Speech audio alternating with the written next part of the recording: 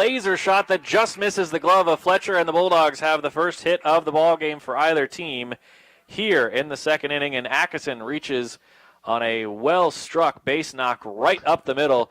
And again, if he finished any closer to the middle of the mound, that would have hit him. It would hit him. If he would have even got his mitt on the ball, I would have had to stand up on that one. Yeah, right. But that was a well-hit ball.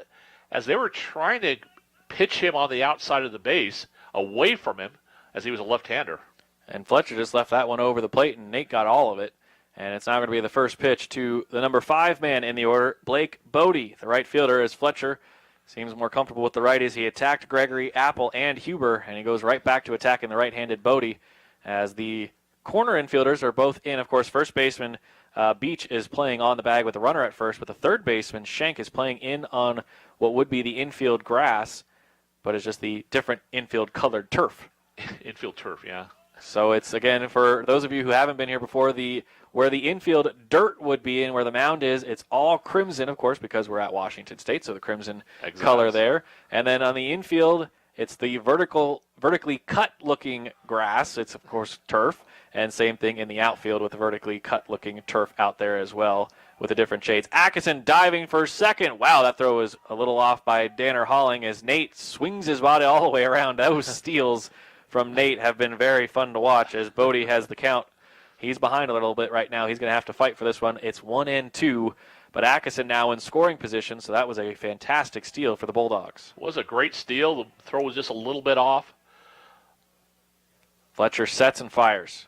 The 1-2 is fouled off just halfway between both Wayne Gregory, the first base coach, and Noah Beach, the first baseman, so it is foul. Bodie keeps himself alive. And it will be Jonah Quick getting the ball back into Fletcher.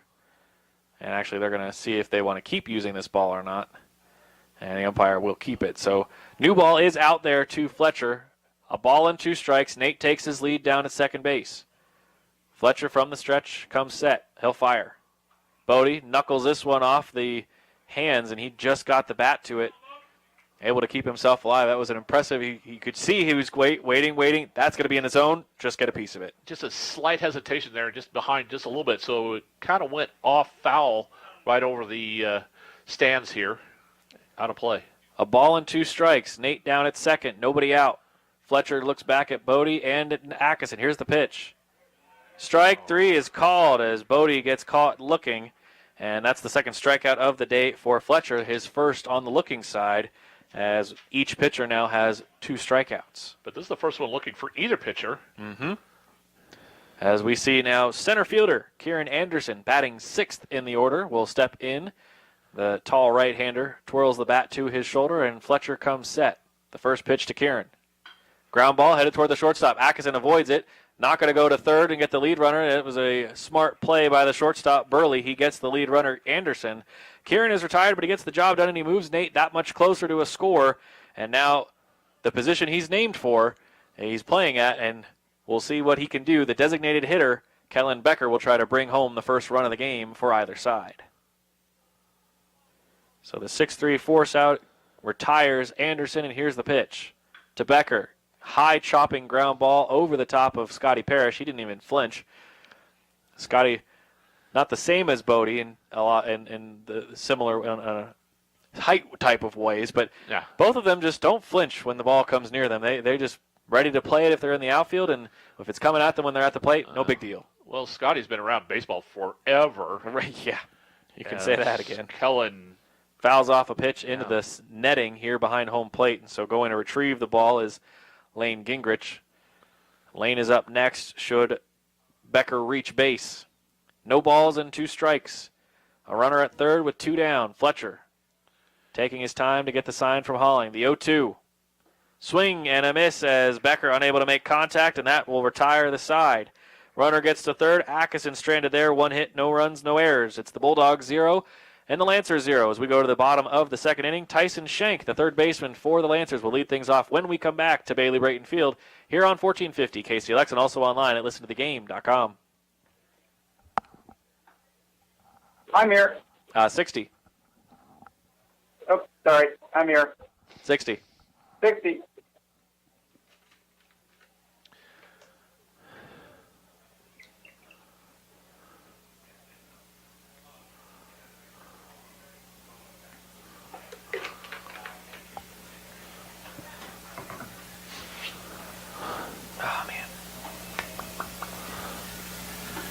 See a lot more people showing up all of a sudden.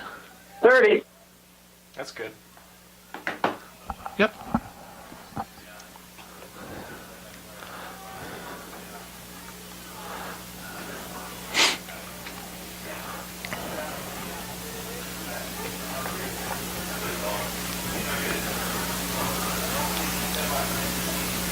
And you are back in 5, 4, 3, 2. We welcome you back here to Bailey Brayton Field. Matthew Zimmer and Randy Stickle here with you as the first pitch to the third baseman, Tyson Schenk, ends up upstairs for ball one from Parker Huber. The righty will set and fire again. This one fouled off and into the field of play. Apple scoops, fires from third. Beautiful play by Kyle Apple. That was a tough play as it kind of short-hopped him as it was getting closer as he was charging towards it. What a play by Kyle. Tyson Schenk retired on a 5-3 force-out. That was an atypical bounce as the ball was hit down low but bounced up very high, made it hard for Kyle to field. Not too much trouble as he did throw it down to first in time. First pitch strike to Josiah Quick. And not to make too many quick comparisons, but Kyle Apple looking like another Kyle we know from the Pacific Northwest. And Kyle Seager, that was, again, a fantastic play at the hot corner. Swing and a miss again from Quick. It's 0-2.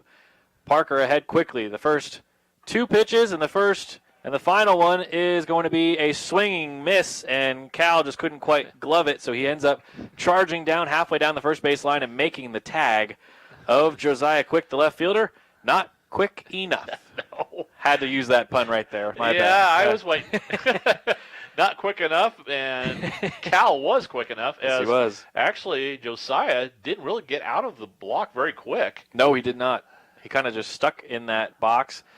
Danner Holling unwilling to commit fully to that swing and then kind of just swiped at it. Yeah, late.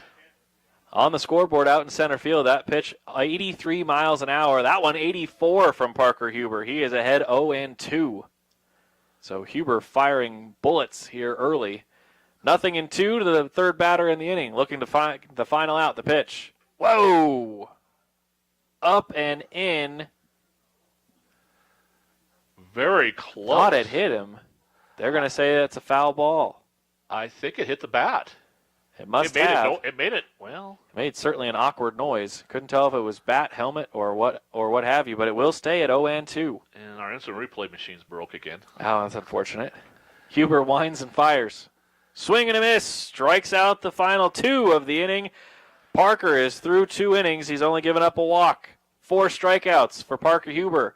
We go to the top of the third, and when we come back, it's Lane Gingrich to lead things off from the 8th spot in the order and from his shortstop position. We'll be right back here on 1450 KCLX and online at listentothegame.com. Hi, Mayor. 60. Oh, sorry, the Q button keeps not activating. 60. No, 60. Sweet. Better now? How's the quality? Okay? Yeah. Okay, good. Thank you.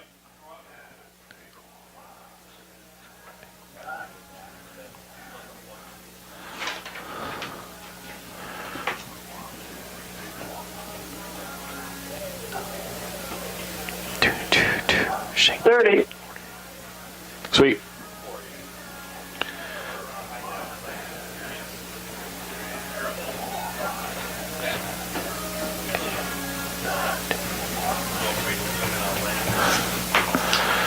All right, pitch count. 27.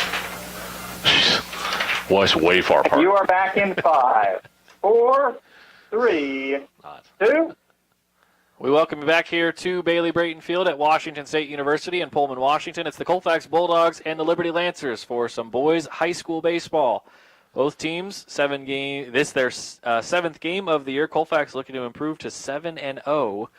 It's Alec Fletcher back on the mound for the Lancers. Solid outing so far from both Fletcher and Hubert. Randy, we mentioned it during the top of the show, during the pregame. This was set up to be a pitcher's duel, and you mentioned it. You thought it was going to be that way, at least for the first several innings, and the first 2 innings have not disappointed in that regard. I would say 3-4 innings before really.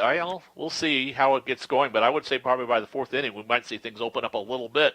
Both pitchers, just to make another comparison, as Fletcher has thrown 26 pitches. Huber's thrown 27 as Lane just gets a Wow. piece of it off the end of the bat, and it goes right to Noah Beach on a first pitch swing, and he is retired for out number 1 here in the 3rd inning. So an unassisted play over to first base. Coming to the plate and batting 9th is Evan Henning, and he will go right in front of Cal Gregory.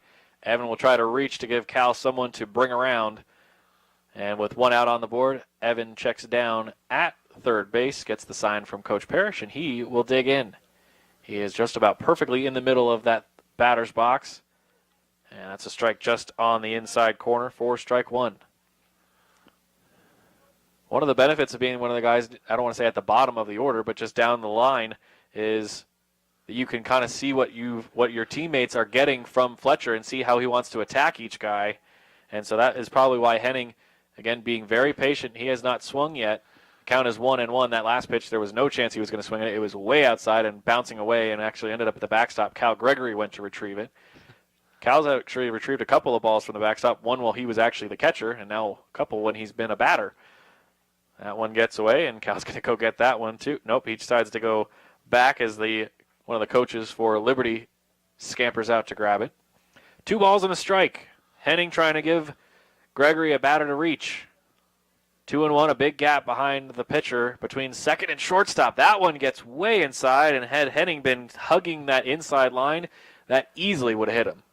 it would have been. He didn't move that much farther back, but he just didn't happen to be leaning in, which he doesn't do normally. He does not. You are correct. 3 balls and a strike as Fletcher has lost a little bit of his command the last 3 pitches after getting a first pitch strike to Evan.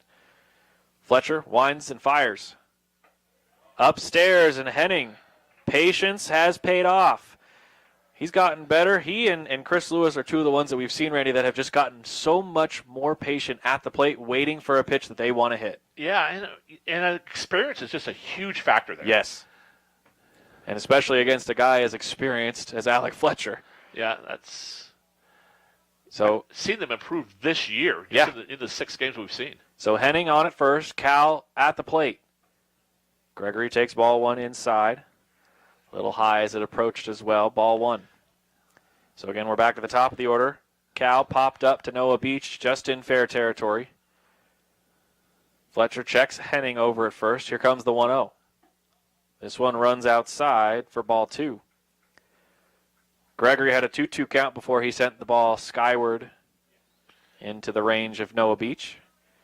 Center fielder shading towards the left of the 400-foot mark out in center field, and Fletcher struggling with the zone here as he's now behind 3 balls and no strikes. That last pitch, 76 miles an hour, according to the scoreboard out in center field. Well, good velocity, but he's only thrown 2 strikes in this inning. Not good so far, the 3-0.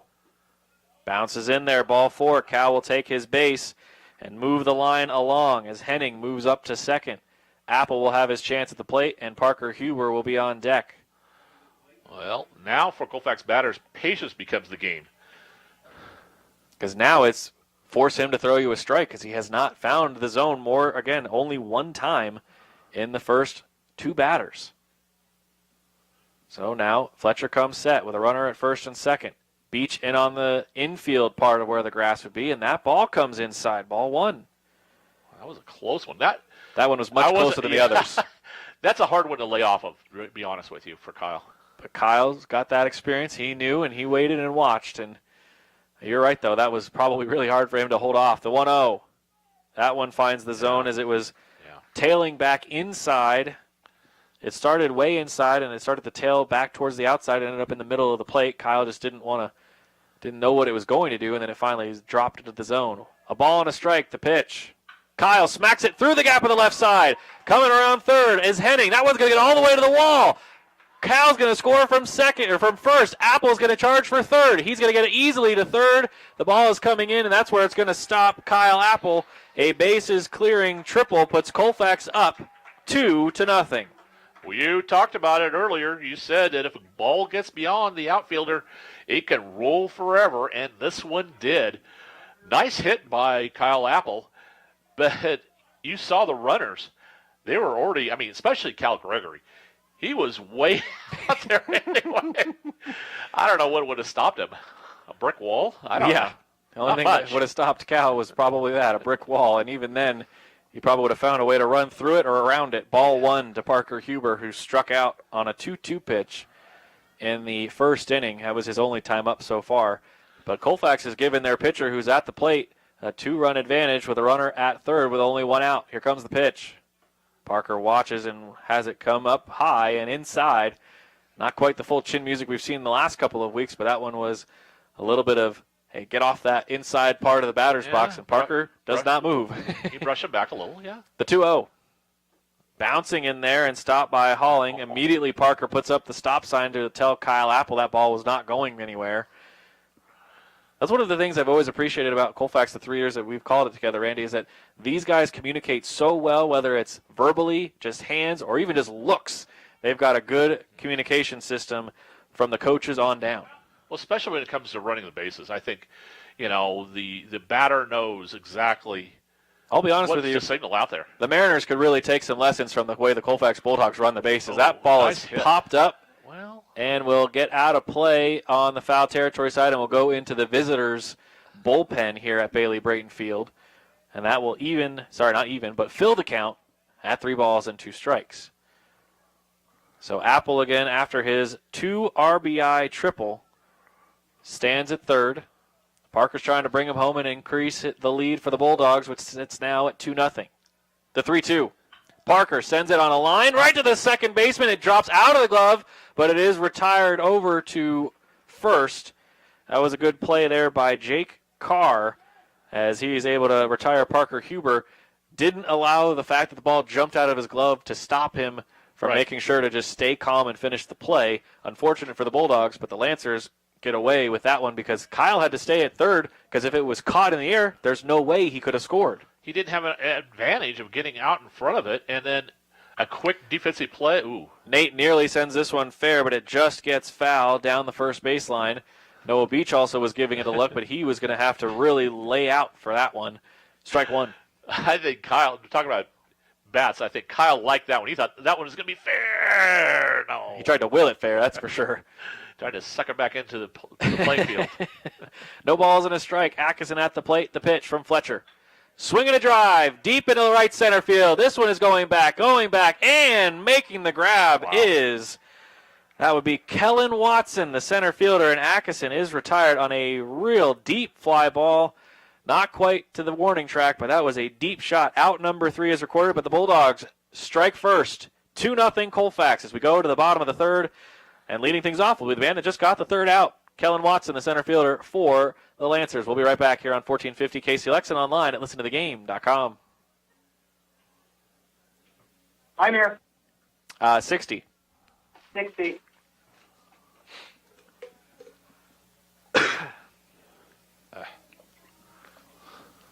Oops. 1, 2, 3, 4, 5, 6, 7, 8, 9, 10, 11, 13, 14, 15, 16, 17, 18, 19, 20. A lot more pitches that time. 21. Yeah, that sounds right. Because he had 30. Thank you. 3-1, 3-2, 3-0. Yeah. We only did him 2 favors. And one of them wasn't even really a favor. It was that the baseball gods did him a favor. The one that Lane just barely, it was almost like the bat was going, no, I'm not going to help you. Yeah. Because Lane's got some power. Yeah. He's not Kellen or Nate, but he's got some.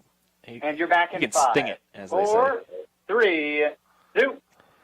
We welcome you back to Bailey Brayton Field. It's Matthew Zimmer and Randy Stickle here with you as the Colfax Bulldogs take on the Liberty Lancers. The Bulldogs on the board here in the third inning. It's 2-0 as the first pitch to Kellen Watson is fouled off for strike one.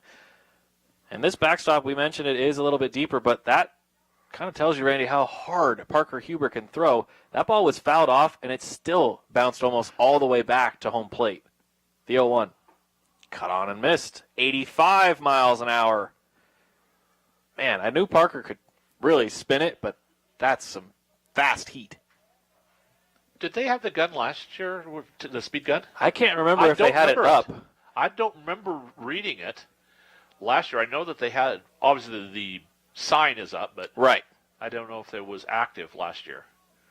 because that would have been fascinating to see Danny and Parker. Yeah, the 0-2 curveball got him. What a pitch! Parker Huber took a lot off of that one from 85 to 71 on the inside corner. Got him looking. Changed speed. Wow. It changed direction. I mean, it had a lot of changes, and I'm sure that Kellen Watson's going, What was I supposed to do with that? He's probably just shaking his head on that one. That one hit off of the plate, I believe, and Cal, just in case, grabs the ball and tags the batter, which is, again, the designated hitter, Joe Ririsich. It's strike one. The ball bounced off of home plate, but Cal was just being cautious, being careful, and being ready. Always cover it. 0-1 as Huber comes set. From the windup, the 0-1. Bounces in there on the outside corner, 1-1.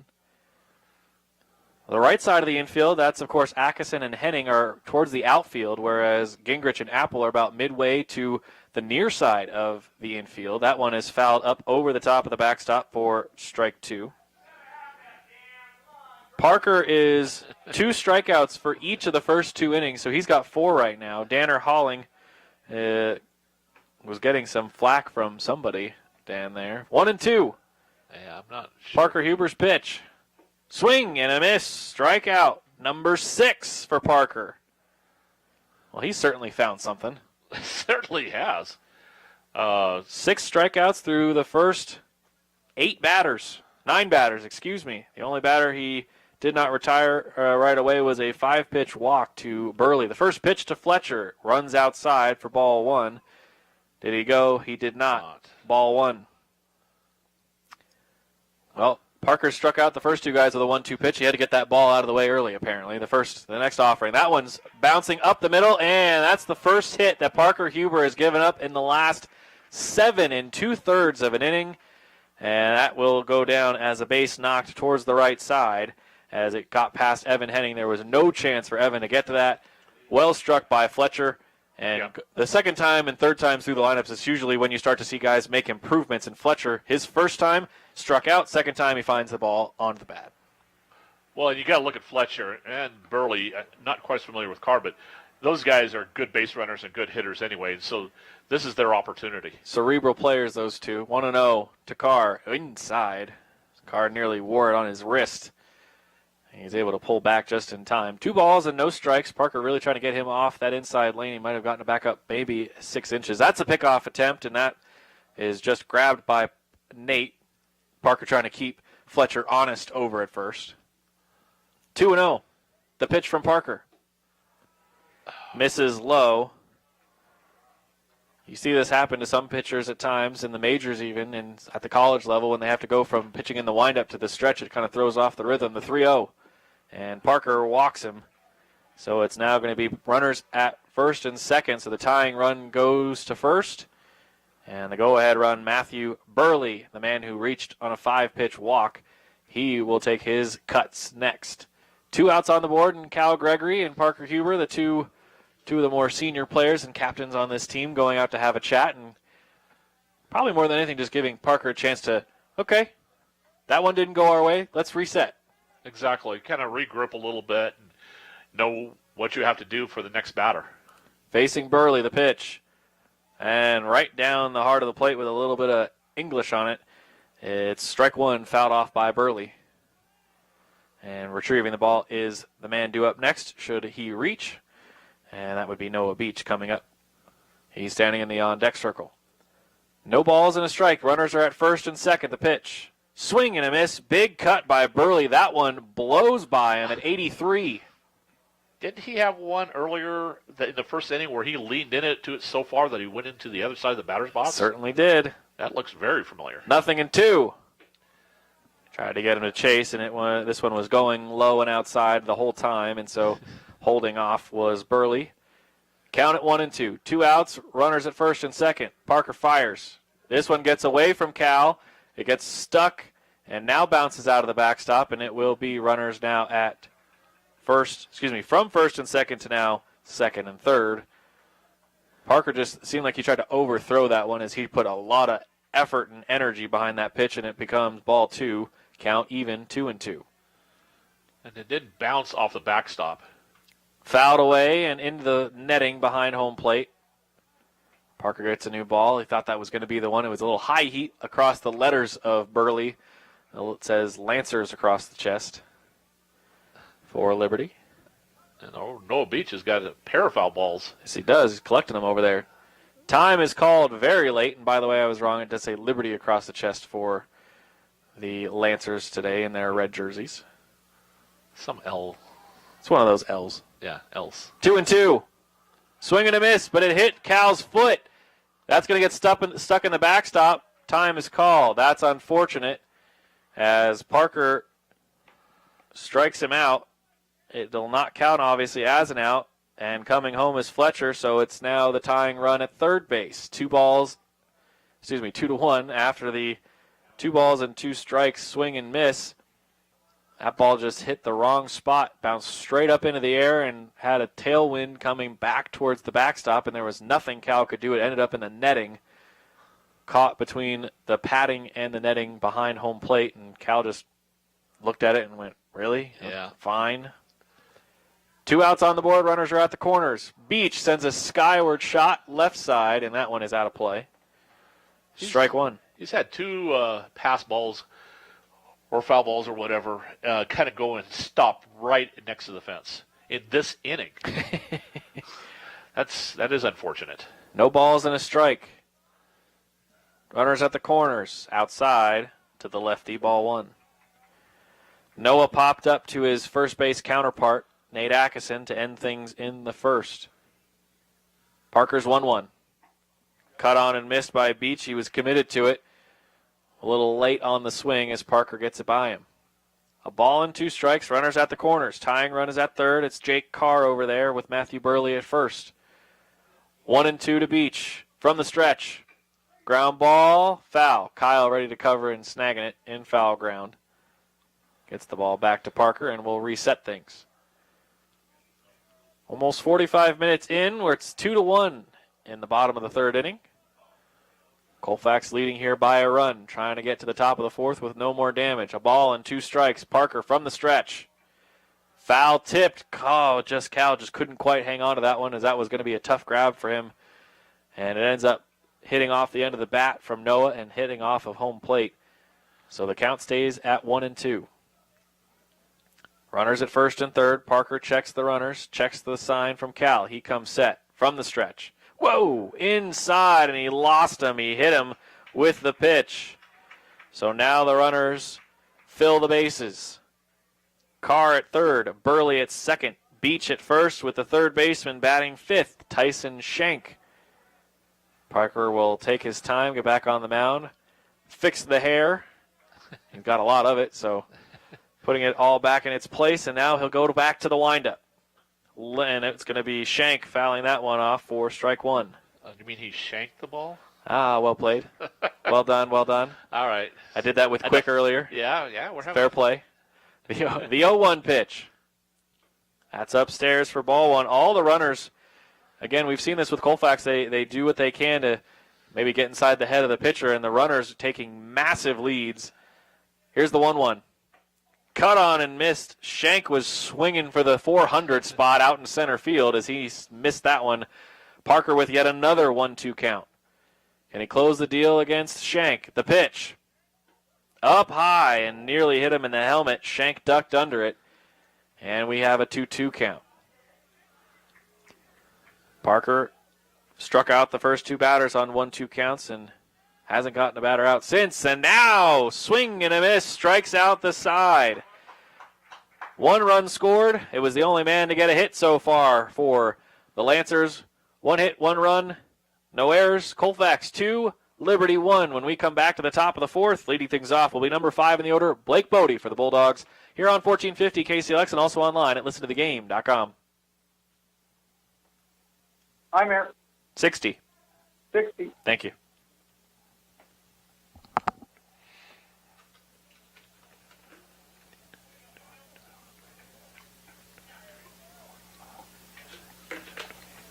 Wow. That was a lot of pitches. 7 batters. 29 pitches. How did you score that?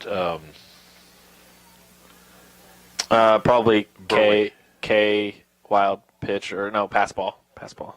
I don't have a little slot for that, so. I don't either. I just write PB. And then I make sure I don't circle because I think it's another strikeout, and it's. It's like it kind of counts. 10 seconds. Sweet.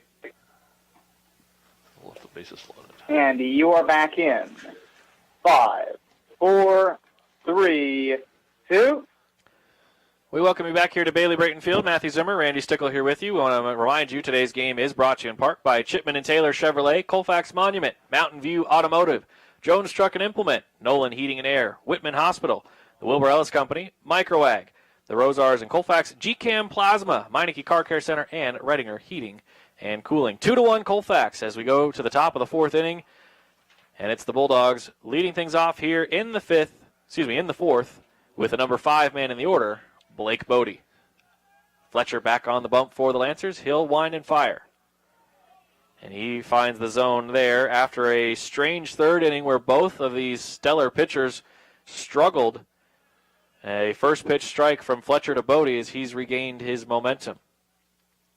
No balls and a strike. Here comes the pitch. That one bouncing in there to Halling. Danner keeps it in front.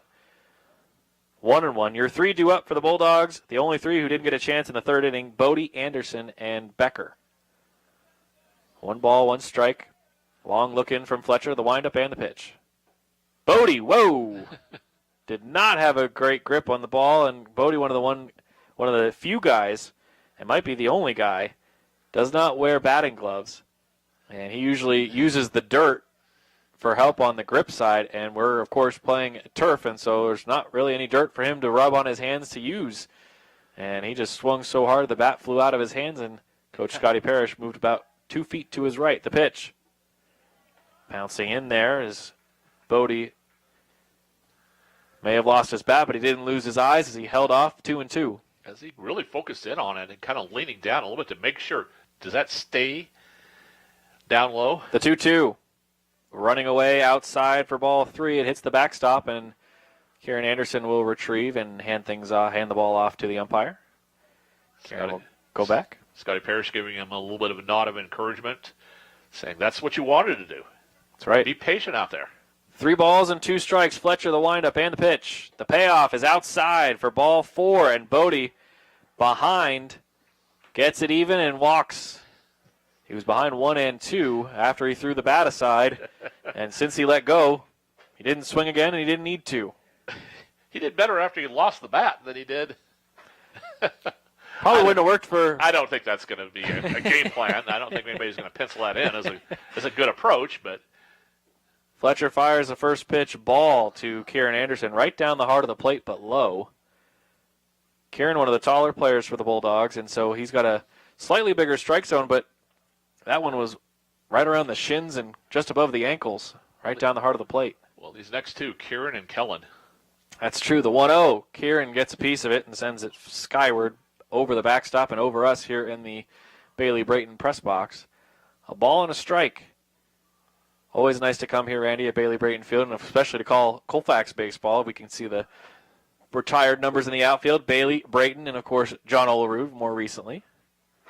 The 1-1. Runner goes. That's a strike. Way outside. Danner Halling has had a tough time throwing down to second, and Colfax is maybe going to see. We'll see if they start taking more advantage of it. Halling is thrown to the left side of second base so that the shortstop side, and the runners are easily able to get in there because they're not getting the ball close to the second base bag. Almost looks like he's trying to throw to Burley rather than Carr. I mean, I don't know if that's true, but... Kieran swings and misses as that was going to be a 1-2 pitch, and it was, and it's that now makes it strikeout number 4. The third one swinging for Alec Fletcher as Kieran now falls to 0-2 so far on the day. The designated hitter and one of your home run hitters so far. 4 Bulldogs have hit a home run so far. 5 Bulldogs have hit a home run so far this season. Bodie forgot. He didn't have to wait. Now he's going to go down to third, and no throw from Halling as he's just going to let Bodie have third after the wild pitch from Alec Fletcher. Well, Bodie, after the pitch was thrown, was starting to go back to second base. Looked like you couldn't tell if it was caught or not. I don't think he saw. Then all of a sudden when he saw, or maybe somebody yelled, we don't know. Then he took off. Certainly did. Made it easily. A ball and no strikes, runner at third, 1 out. Becker, a high pop into the air. This one should stay in the infield, and it will. Making the call to get him off. Down with the ball as Carr and Burley couldn't decide who was going to go after it. Burley said, I got it at the last second after he realized Carr wasn't making a move for it. So Burley made the awkward dive at it. It's hard to give him an error because he was the one making the most effort. I don't know how. Well, let's see what they give him an error. So it's going to be E6.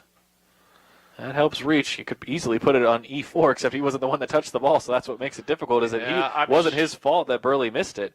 Gingrich, grounder towards third. Fired by the third baseman. In time, Gingrich tried to race it down. Bodie is off the bag, but he's back and safe. Good quick throwback by Noah Beach. It does move Kellen up to second base. But it does put 2 outs on the board. So fielder's choice retires Lane on the 5-3 putout. Evan Henning, who was Mr. Patient in his plate appearance in the third, worked a walk. The first pitch to him. Strike on the inside corner. That's what started him off last time. And then he watched balls 1, 2, 3, and 4 all come by as he worked a 5-pitch walk. Behind 0-1, first base is open. Cal's on deck. Cut on and missed, and Evans mad at himself as he realized how outside that was going to be after he started a big cut. And now he's behind 0-2. Runners at second and third. Bodie and Becker. The 0-2 pitch. Way outside, and Evans said, you fooled me once, shame on me. Fool me twice, I'm not doing that. Yeah, we don't want to repeat Not falling for that one. 1 ball and 2 strikes. Fletcher looks in, gets the sign and fires. Another one outside. Again, Henning and his patience. Getting him even here. 2 balls, 2 strikes. Evan digs back in. Fletcher ready. Gets the sign from Holling from the stretch. Inside corner called. Strike 3. Evan watches it, and just getting that corner was Fletcher. It stays 2-1 Colfax as we go to the bottom of the 4th inning. Leading things off will be Josiah Quick, the left fielder, when we return to Bailey Brayton Field for the Lancers here on 1450 KCLX and also online at listentothegame.com. I'm here. 60. 60.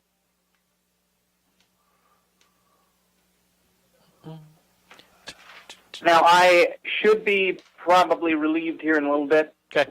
I think. I know she's on her way. As far as I would understand, I think she told me she was driving from campus, from WSU, so. It's not him. I don't have to be in I don't have to be in Bull Country until 3:30, but That's good. just got to make sure the Marty's working.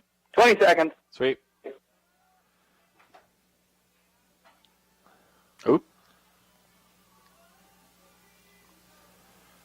I'm ready to play. This is like, obviously it's a baseball song, but like this is like the ultimate baseball song.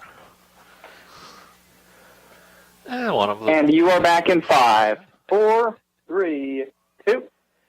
We welcome you back here to Bailey Brayton Field. Matthew Zimmer and Randy Stickle here with you for Colfax boys baseball taking on the Liberty Lancers. It's 2-1 Bulldogs, bottom of the 4th. So the Lancers up at the plate, high, up in the air. This one looks like it's coming back. Will it stay in play? Cal makes the catch. Cal Gregory right at the window, right at the fence in front of his mom, who is right there.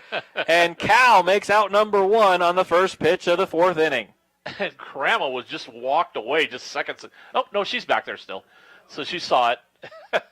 What a play by Cal. I don't know how he was able to make sure, and I don't know how that ball didn't come over the net, but it stayed fair in foul, or I should say it stayed in the field of play in foul territory. And strike 1 called to Danner Holling. So Parker with 1 out. He's looking to work quickly. 0-1.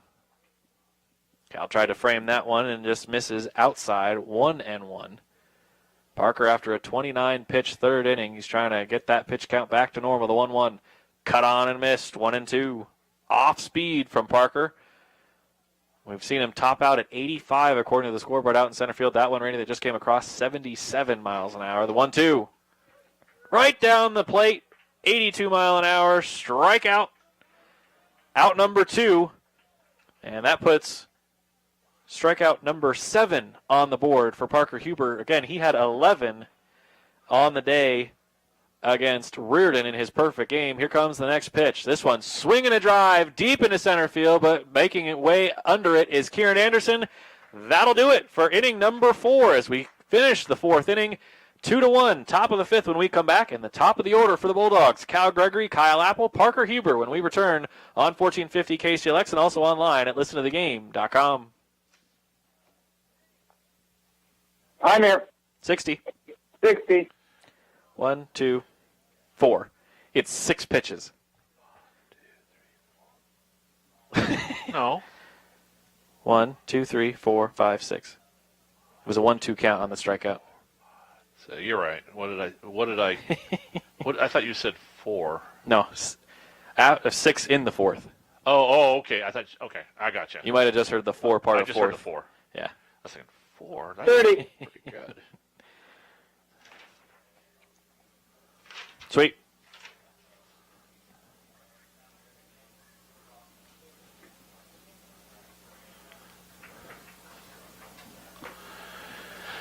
All right. Hey, Corey, Rebecca just told me that she should be there in about 20 minutes. Oh, it's no rush. You're back in 5, 4, 3, 2. We welcome you back to Bailey Brayton Field. Matthew Zimmer, Randy Stickle here with you as the Colfax Bulldogs get a stellar 4th inning from Parker Huber. We mentioned a 29-pitch 3rd inning. How about 6 for the bottom of the 4th? That's pretty good. Well, that's exceptional. That'll get you back on track. That does get you back on track.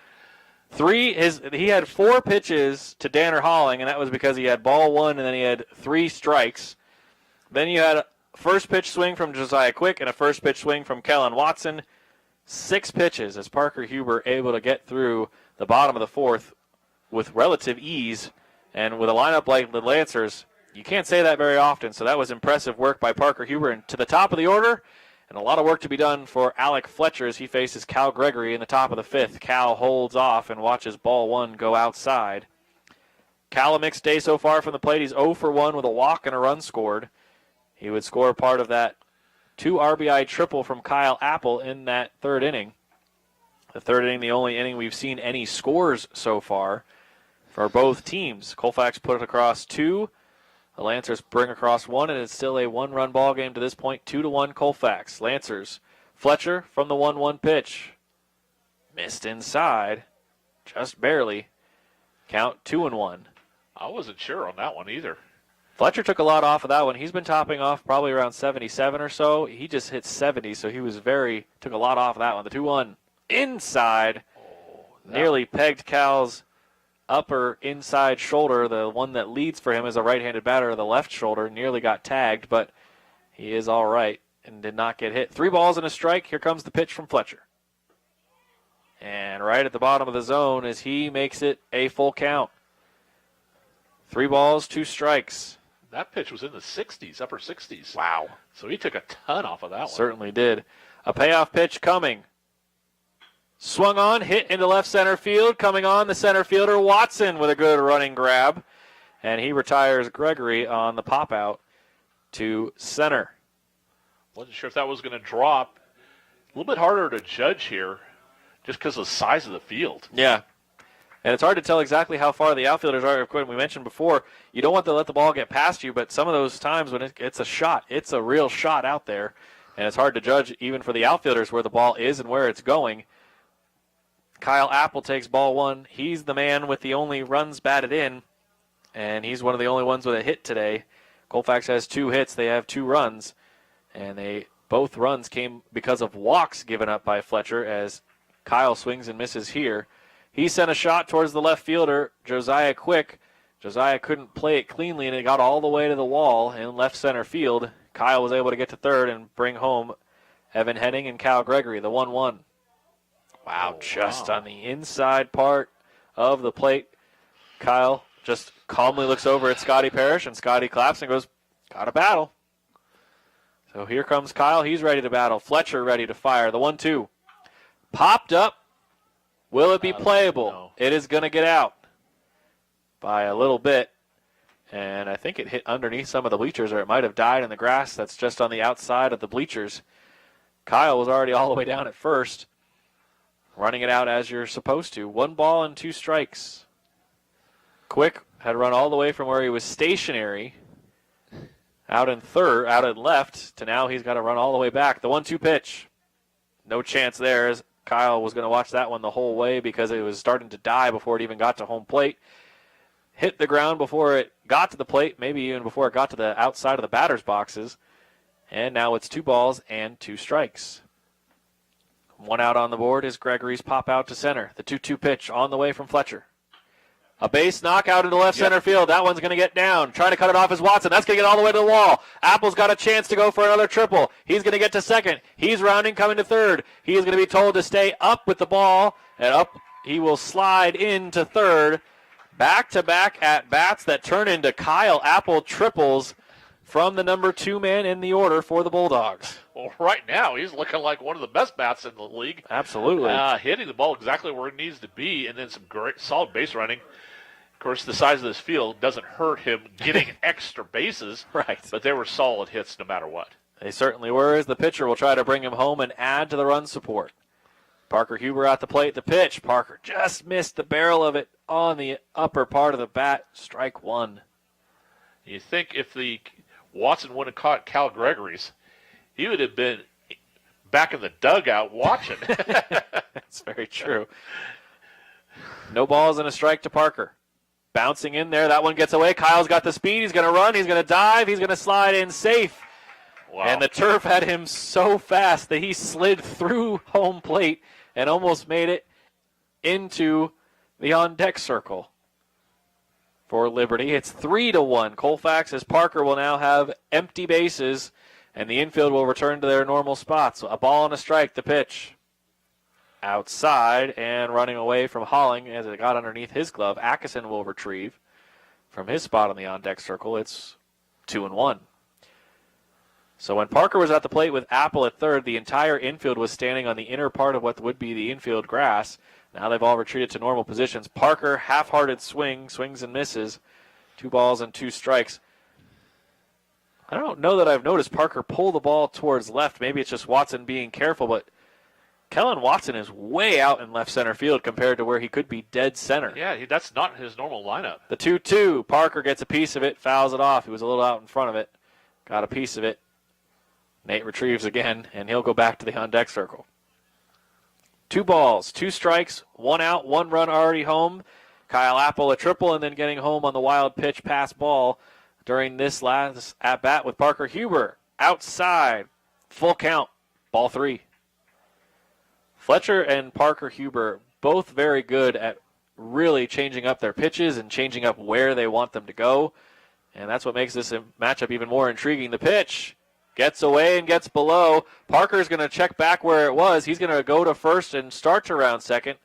And he will stay over at first after Holling was able to get the ball safely back to Fletcher on the mound. Yeah, he was looking at it, but Holling did a good job of getting back. And you mentioned that's one of the things you can do at some of these big backstop places is if you are paying attention and you're the runner and no one's really worried about you taking second, you might have a chance to. That one comes inside. That one's going to get away. Did not hit Atkinson. Parker's going to take second and take a big round around third, and he'll head back to second. He took 1 1/3 bases. Yeah, he certainly did. Took that big turn. Sends a big hand to Nate Atkinson as Nate now ready to try to send him home. A ball and no strikes. Deep straightaway center field, straightaway left and right field of the outfields. Swing and a drive deep to right field. This one is going in fair ball foul. Wow. Just by a touch. Nate Atkinson sent that one on a ride. 2 feet? Maybe? Tops. Yeah, right? Tops. Between a foot and 2 feet, it went foul right down the first base line. This had plenty of air behind it. Lots of power for the lefty. Went same field, down the right field line, and foul again, like Randy said, by about 2 feet. A ball and a strike is the count. Parker stands at second. And Nate sends it into the fence and netting. And the count comes to 1-2. Nate, an interesting day so far. A base hit in the second, a stolen base, and then he would get to third on a pass ball, and he would get stuck there. 2 strikeouts and a ground out would strand him at third base back in that inning, but it has not hurt the Bulldogs right now as they currently sit up 3-1. Nate sends a little chopper, and it's Fletcher defending the position of pitcher well as he comes off the bump and throws out Nate down to first to Noah Beach. As Parker Huber does go down to third base, but here we've said this several times, we get runners on third base with 2 outs. And Or with no outs. Huh? I said, or with no outs, we've got guys had there. it a couple times we've had 2 outs just as we get somebody down to third base. And the Mariners have been watching those plays because they seem to do that all their share of the time. Certainly have. Ball 1 to Bodie, way up and in. Blake worked a walk in the 4th, stole second, got stuck at third. And we'll see if he can bring Parker home. The 1-0 pitch. Cut on and miss as he swings over the top of it. Took a lot off at 68 miles per hour. As Fletcher was trying to see if he could fool Bodie and got him to commit on the swing, and the ball dove underneath his bat. A ball and a strike. Huber down at third with 2 down. Here comes the pitch from Fletcher. Bounced in there way out in front of the batter's box for a left-handed batter. And it's ball 2. Parker was maybe a third of the way down the line and then realized, oh, Holling caught that. That would look like it could have been dangerous for Tanner Holling, but he did an excellent job to stop that ball from going to the backstop. The 2-1. Oh, Bodie wears it right in the square of his back, and Blake has earned a base after being hit by a pitch. I still think he leads the team in getting hit by a pitch this year. Last year. I don't think. He was certainly close last year. Last year, I can't remember exactly. But he's still behind Garrett Burke. Fair enough. He did that for 3 years. Tanner Holling steps out in front of home plate, gives the new signals to the defense. 2 outs on the board, force outs at first and second with Bodie standing at first. There's runners at the corners. Huber at third. The pitch to Anderson. Kieran puts a little bit of a hit off to the left side. It's going to be picked up by the third baseman. Fired to first. Oh, that was it. That, they say, was in time. Randy, myself, and also our friend Tony Lewis out front. We all thought he was safe. Kieran had a lot of running behind it. They're going to call him out. All right. The 5-3 putout puts Colfax with just a run in the 5th inning, but they now lead by 2. It's 3-1, and leading things off when we come back, Joe Rirasich, the DH, number 9 in the order for the Lancers, here on 1450 KCLX and online at listentothegame.com. I'm here. 60. 60. Thank you.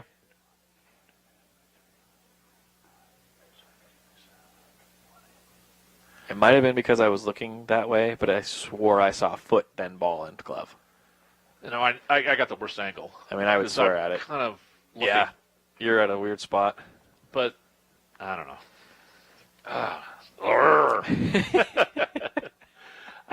When he picked up the ball, there was a slight hesitation. I says, and I'm looking at him, I go, Kieran is way down there. He might make it. He was screaming. 20 seconds.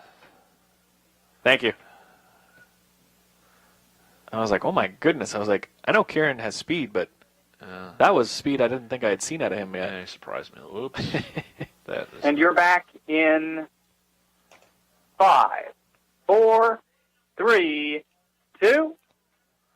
We welcome you back here to Bailey Brayton Field. It's Matthew Zimmer and Randy Stickle here with you as the Colfax Bulldogs return to the defensive side for the bottom of the 5th. It's Parker Huber back on the mound facing Joe Rirasich as Joe, the designated hitter, swings and misses. And that's strike 1. And if my count is up, that was the 95th pitch. Whoa. By Fletcher. It's getting up there. The 0-1. Missing for Parker is ball 1. And so it's a 1 ball, 1 strike, even count for Parker Huber, firing to Rirasich, and it bounces in there for ball 2. The last inning, the 4th, was the first time Parker did not throw 2 strikeouts, a minimum in the inning. Here comes the 2-1. Missed it outside, ball 3. Parker had 2 in the first, 2 in the second, 3 in the third, and then 1 in the 4th. He's got 8 the pitch. Ball 4. Down and away. And so it will be ball 4, and Rirasich didn't get a hit. He struck out the first time, and he's walked, but the designated hitter reaches base for the first time as Parker Huber will get ready to face the 3rd time through the order as he'll take on fellow pitcher for now, Alec Fletcher. First pitch from Parker. A little high. Ball 1. Fletcher, the only one to score so far for the Lancers, as he got a base hit, the only hit so far of the game for Liberty. A ball and no strikes from Parker. Base knock into left field. That one's going to get down, and it's going to be getting it back into play, Chris Lewis, as he holds things to a single and holds the runner from first, Rearsich, just getting to second. So the only man with a hit is now the only one with 2 hits, as he's got both hits for the Lancers. He stands at first. 3-1 Bulldogs. Runners are at first and second, so the tying run is aboard. The pitch. Bunt is shown by Jake Carr, and he just watched strike 1 come across. No balls and a strike. Interesting. And it looked like he just didn't like where it was going from, so he didn't want to reach the bat out. The 0-1. Tries to get this one, fouls it back to Cal. Strike 2. Atkinson. That's another thing I have always appreciated about Colfax in the years that we've covered them together, Randy, is Atkinson was ready to come charge the bunt, and Evan Henning was ready and already at first base to cover. Sure. 0-2. The pitch. Oof. Cal tried to frame that one nicely. Umpire behind home plate didn't buy it. It was outside. Ball 1. 1-2. Rearsich at second. Fletcher at first. The 1-2 pitch.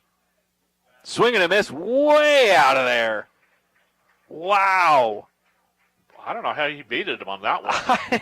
And he didn't swing at one before. The right-handed batter for Liberty, Jake Carr, for those of you, of course, that are at home and not able to watch this back home, he swung at a pitch that was all the way in the other batter's box. It was almost outside of the other batter's box. He would have to lean out a little bit to make a catch on it. But back to the mound. It's going to get away. How about the stop by the shortstop? Gingrich over to second, over to first. Safe. Oh, okay. A bang-bang play that this time does not go Colfax's way. Oh, wait. It didn't go their way the first time when it went for Kieran Anderson. He was called out. But well done. How about the snag and the stab by Lane Gingrich to stop it? Evan Henning turned it as quickly as he could, unable to finish the double play. That moves Rearsich to third, retires Fletcher at second, and now up to the plate, the cleanup man in Noah Beach. So Burley is the one down at first after the fielder's choice. Retired the man in front of him, Fletcher. 2 outs on the board, runners at the corners. What a stop by Cal. Right behind home plate. That one bounced well in front of the plate, and Gregory came up ready and raring to fire. We're way too used to that. We are. We're too used to that. We've seen that for too many years, and we don't appreciate it as much as that was routine there. But right. Ball 2. Certainly going to miss that after this year. A senior for Colfax, a fantastic athlete in many sports. He's got speed to burn. Don't know how that one missed, but they call ball 3 to Beach. Noah was hit by a pitch when he was behind 1-2 in his last plate appearance in the third. Parker, the 3-0. Upstairs, and Beach works the walk. So the base is full. Burley at second, Beach at first, so the tying run is in scoring position. The go-ahead run is at first, and an insurance run, and Tyson Shank stands at the plate. Shank struck out swinging his last time up. First pitch to him. Cal with a stop and a snag for ball 1. And Coach Parrish wants to talk. as Cal and Coach Scotty Parrish goes out there to the mound, everybody else stays pat.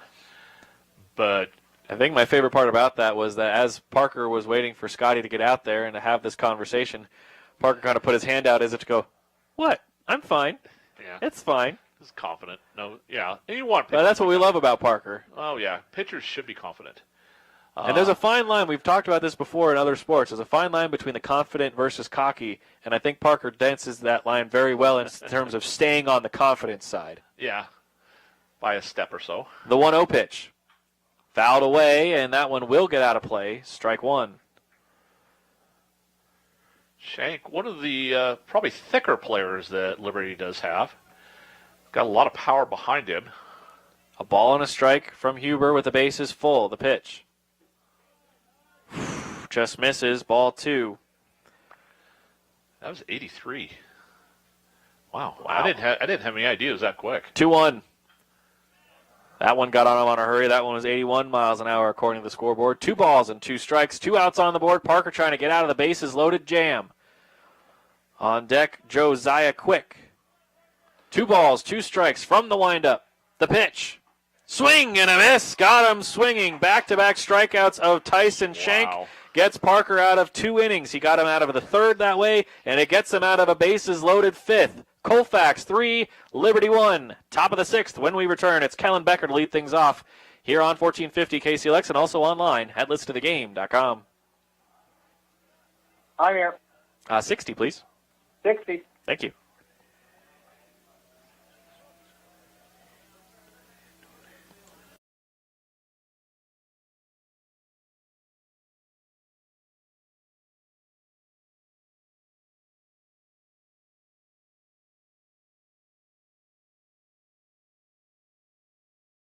Is it 100? That was 100. I don't remember. All right, so where did Fletcher go? 30. Perfect. I think he's at 2nd. 82. It's not bad. Oh. You have the numbers. I didn't write them down. That was my bad. Who's 22?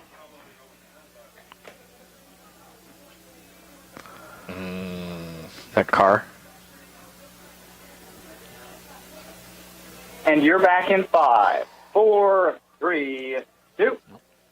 We welcome you back to Bailey Brayton Field. Matthew Zimmer, Randy Stickle here with you. We don't have a name to go with the new number standing at first base. We do know who's on the mound. It's the old first baseman. It's Noah Beach. He will pitch here for the Lancers as they sent the pitcher, Fletcher, to second base. We're trying to figure out if it was Carr, but Carr was wearing number 5, and Carr is 5. He is not there at second base or at first base unless he also made a jersey swap. Well, so, he's still over. Well, no, wait a second.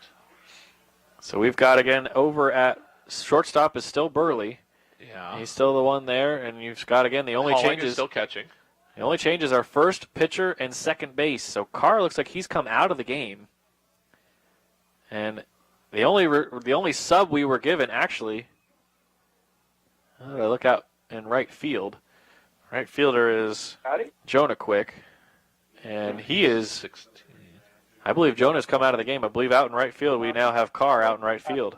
I saw a single digit out there. Kellen Becker will come to the plate, your designated hitter for the Bulldogs. It's 3-1 Colfax.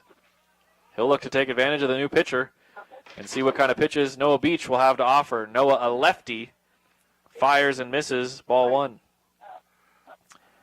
Kellen has reached on an error on the shortstop. Again, tough one to call against the shortstop, Burley, but it's the way it scored, the 1-0. That went upstairs for ball 2. Burley came rushing, and he ended up trying to make the catch right in front of then second baseman Carr, because Carr just kind of waited and didn't say anything, and then Burley just dove for it. Ball 3 is Noah struggling to find the zone here, and Becker also struck out in his only other plate appearance back in the second inning on a 0-2 count. Becker at the plate, Gingrich on deck. Lane has had a tough time at the plate. Here comes the pitch. That's ball 4, and he was Randy joked about it in the game earlier last week. He was the designated walker because he earned 2 walks in his first 2 plate appearances. That was Springdale, right? That's right. Yeah. Lane Gingrich will now stand in. Lane has gone first pitch swing each of the first 2 times, a soft liner over to first base that was picked up and taken over to first for an easy out. And then he was retired by the third baseman on a 5-3 force out. Lane had just had some tough luck in those 2 times, hitting the ball right at the defense. A little too easy to recover for the defense, and this is his only 3rd pitch thrown to him, and now it's his 4th. This is, again, the first time of him facing Noah Beach, and because Noah has still not found the zone, Lane is more than content to just wait and watch a strike finally come by, maybe even one that's a big, fat, juicy ball that he can send out into the outfield.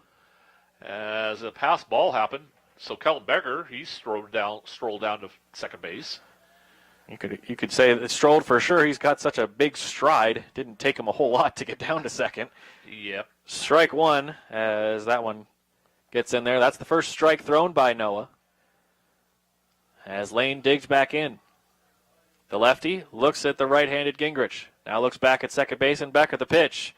Lane out in front of that one as it's a swing and a miss. 2-2.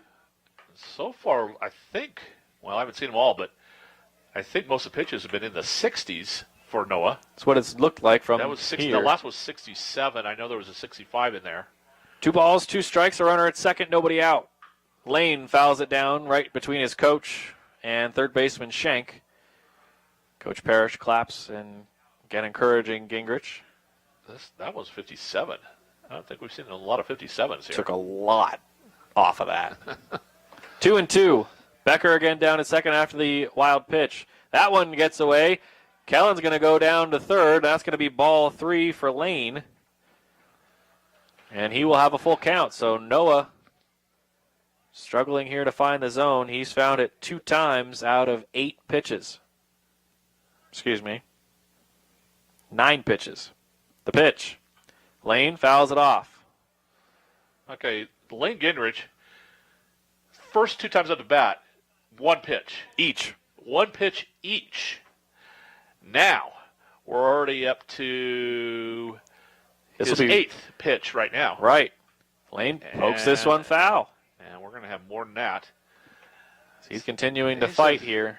3-2 as Evan Henning retrieves the baseball right behind home plate. Evan did not notice the umpire asking for the ball, and now his teammates giving him the business from the dugout as he now has collected 3 foul balls over at the on-deck circle. A hanging breaking ball. Lane sends it into the gap in left center field. That's going to plate Becker. Lane is digging for second. He's going to get there, no problem. That one floated up in the air, and the giant outfield here at Bailey Brayton Field also helped, and Becker comes around to score from third, as that will be run number 4. It's Colfax 4, and the Lancers 1, as Lane Gingrich, after seeing just 2 pitches and 2 at-bats, he sees, what was that, pitch number 9 that he finally sent into the gap? Yeah, I think well, 9th pitch. RBI double for Lane. And the first pitch to Henning is high from Noah. And this is one of the things that sometimes happens when you go from, and this is no insult towards Noah, but this just shows you how good Alec Fletcher is. Well, we know their top 2 pitchers are solid in Burley and...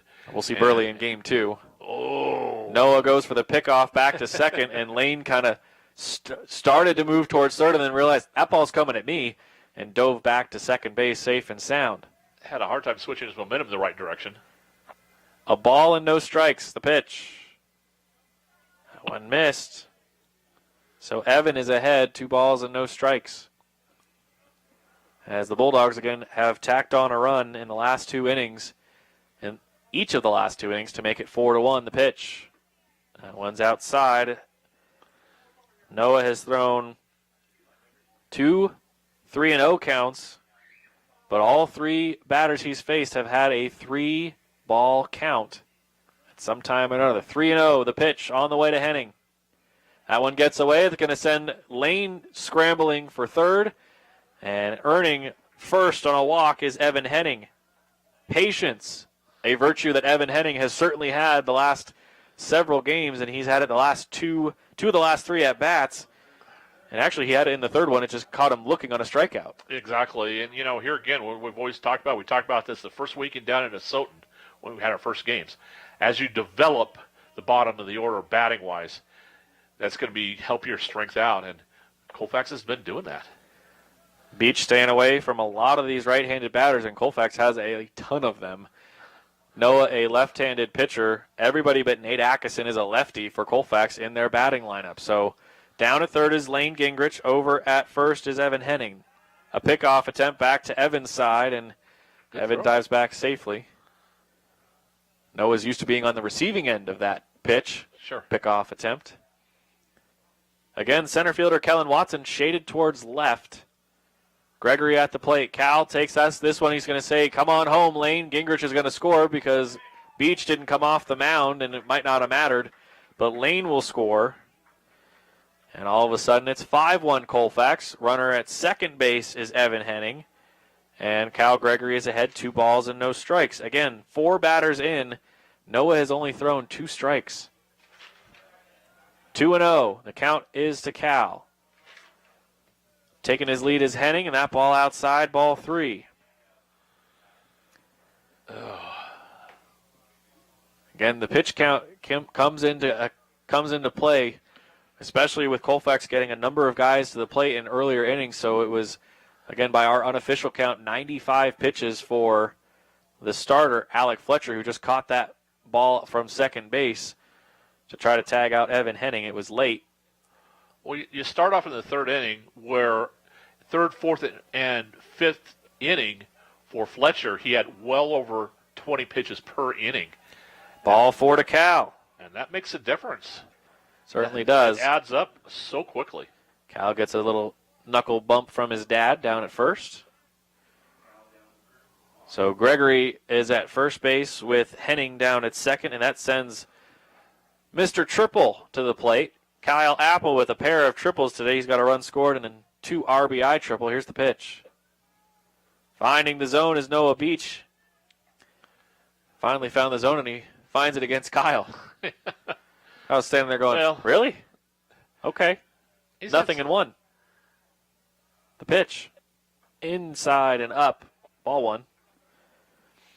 So just the third strike by Noah to 5 batters so far in the 6th inning. Lane had quite a few. That's true, too. The 1-1. He fouled a lot of those off. And that ball gets away. Charging for third is Evan, and getting to second is Gregory. So the Bulldogs base runners advance. So now the only force out is over at first with the first base bag open. 2 balls and 1 strike for Kyle Apple. He sent a 1-1 pitch for a triple in the third and a 2-2 pitch for a triple in the last inning. The 2-1. Looking for another one as he swings and misses through that one. 2-2. And who were the 2 guys on when he's got that triple, that first triple? Oh, wouldn't you know it? The 2 guys that are standing at second and third, Gregory and Henning. This looks familiar. Swinging a drive, that one, Mike, and it will bounce right in front of the center fielder. Coming around to score, Gregory charging. No throw from the shortstop. Henning and Gregory score. And Kyle Apple this time with an RBI, a 2 RBI single. And all of a sudden the Bulldogs have put up a 4 spot here in the 6th. And oh, by the way, Randy, still nobody out. Nobody out, and that's the glaring number right now for Noah Beach, as he's trying to get his first out, trying to get a little bit of confidence. He's hoping to do it in the bottom of the order, but now it kind of flipped over to the top. It has indeed, and we're at number 3 in the order, Parker Huber. Parker waits and watches, ball 1. Parker has had an interesting day. 2 3-ball counts, both full, and a 2-2 count. Swung and missed in the first for out number 3. Grounded out to second. In that 2-run third inning, Kyle trying to get safely back. The ball was thrown behind, again, our unnamed second baseman. We weren't given a number for the man who's standing at first base. The only other substitute we had was Anthony Gearing, and he was not listed as the number that's standing down at first. So we apologize for that, the 1-0. That one misses, ball 2. And then Huber, in his third plate appearance, he reached on a walk on that full count. He would get stranded at third, which has been pretty typical for today's action. Yeah. Hasn't been typical for the Bulldogs all season, but just for this game, it's been what's happened. As that ball goes outside, and I don't know if Noah is tentative, but he just doesn't seem to want to attack. He's been trying to see if they'll chase all these outside pitches to the right-handed batters. 3 balls and no strikes the pitch. Parker works another walk, and still nobody out, as the Bulldogs have now sent 6 guys to the plate. All of them have reached, and Coach Van Sickle looks like he's seen enough. Well, we'll Tough see. first outing. Not first outing, but first outing in this game for Noah Beach. Yep, yes. And that'll be it for Noah. We'll take a break. When we come back, pitching change, and we'll let you know who it is when we return here on 1450 KCLX and online at listentothegame.com. I'm here. Hey, Rebecca. Can we get 90? Okay. Thank you. Shank. We are almost done with all of the spots. Whoop, whoop. Sweet. Beach goes back to first. That's good. I didn't even know who was at first. And whoever it was. Did he go to second? Did Did he go to third? He was running that direction. I looked down. Oh, I see where he is. Did he go to outfield? No, he's at second. He's got the tape on his wrist. turn around. I wonder if he got anything later. I took a picture of the lineup. Oh, let me see. Well, I wonder if somebody turned it in after the fact. Oh, it's Watson.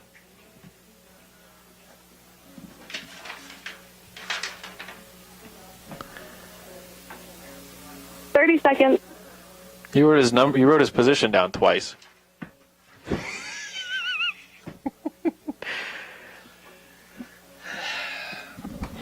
I should have just looked at my picture. That's funny. We were given a number. We just didn't realize we were given a number. Yeah. The three and two of us can't get one thing. Got everything else. Back in 5, 4, 3, 2. We welcome you back to Bailey Brayton Field. Matthew Zimmer, Randy Stickle here with you. We're about an hour and a half into game number 1. It's the Bulldogs 7 and the Lancers 1 as the new pitcher for the Lancers will be former third baseman Tyson Schenk. He started at third. He's going to move to the mound. Noah Beach is going to go back to first. By the way, we finally figured out our conundrum from earlier. Number 22, who we didn't think we had a name for, is actually the former center fielder, Kellen Watson. So he now takes over at second base, and they move Fletcher over to shortstop. Didn't get a chance to see who went over to third. The first pitch there from Schenk misses, and this is the first pitch to Nate Atkinson. So Nate, the first one to face Schenk.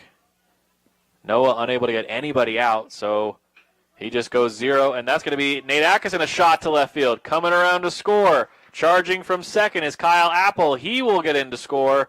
Parker Huber takes second, and Nate with an RBI single.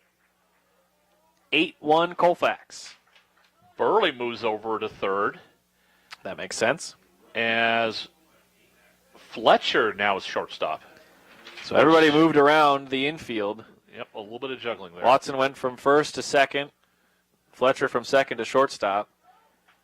And Burley from shortstop to third as the third baseman, Schenk, took over on the mound. Ball 1 to Blake Bodie, your right fielder. Blake's walked, stolen a base, and been hit by a pitch. He hasn't been able to score yet. And he was just ready and willing to wait for a strike to finally be thrown, and Schenk finds the zone, 1-1.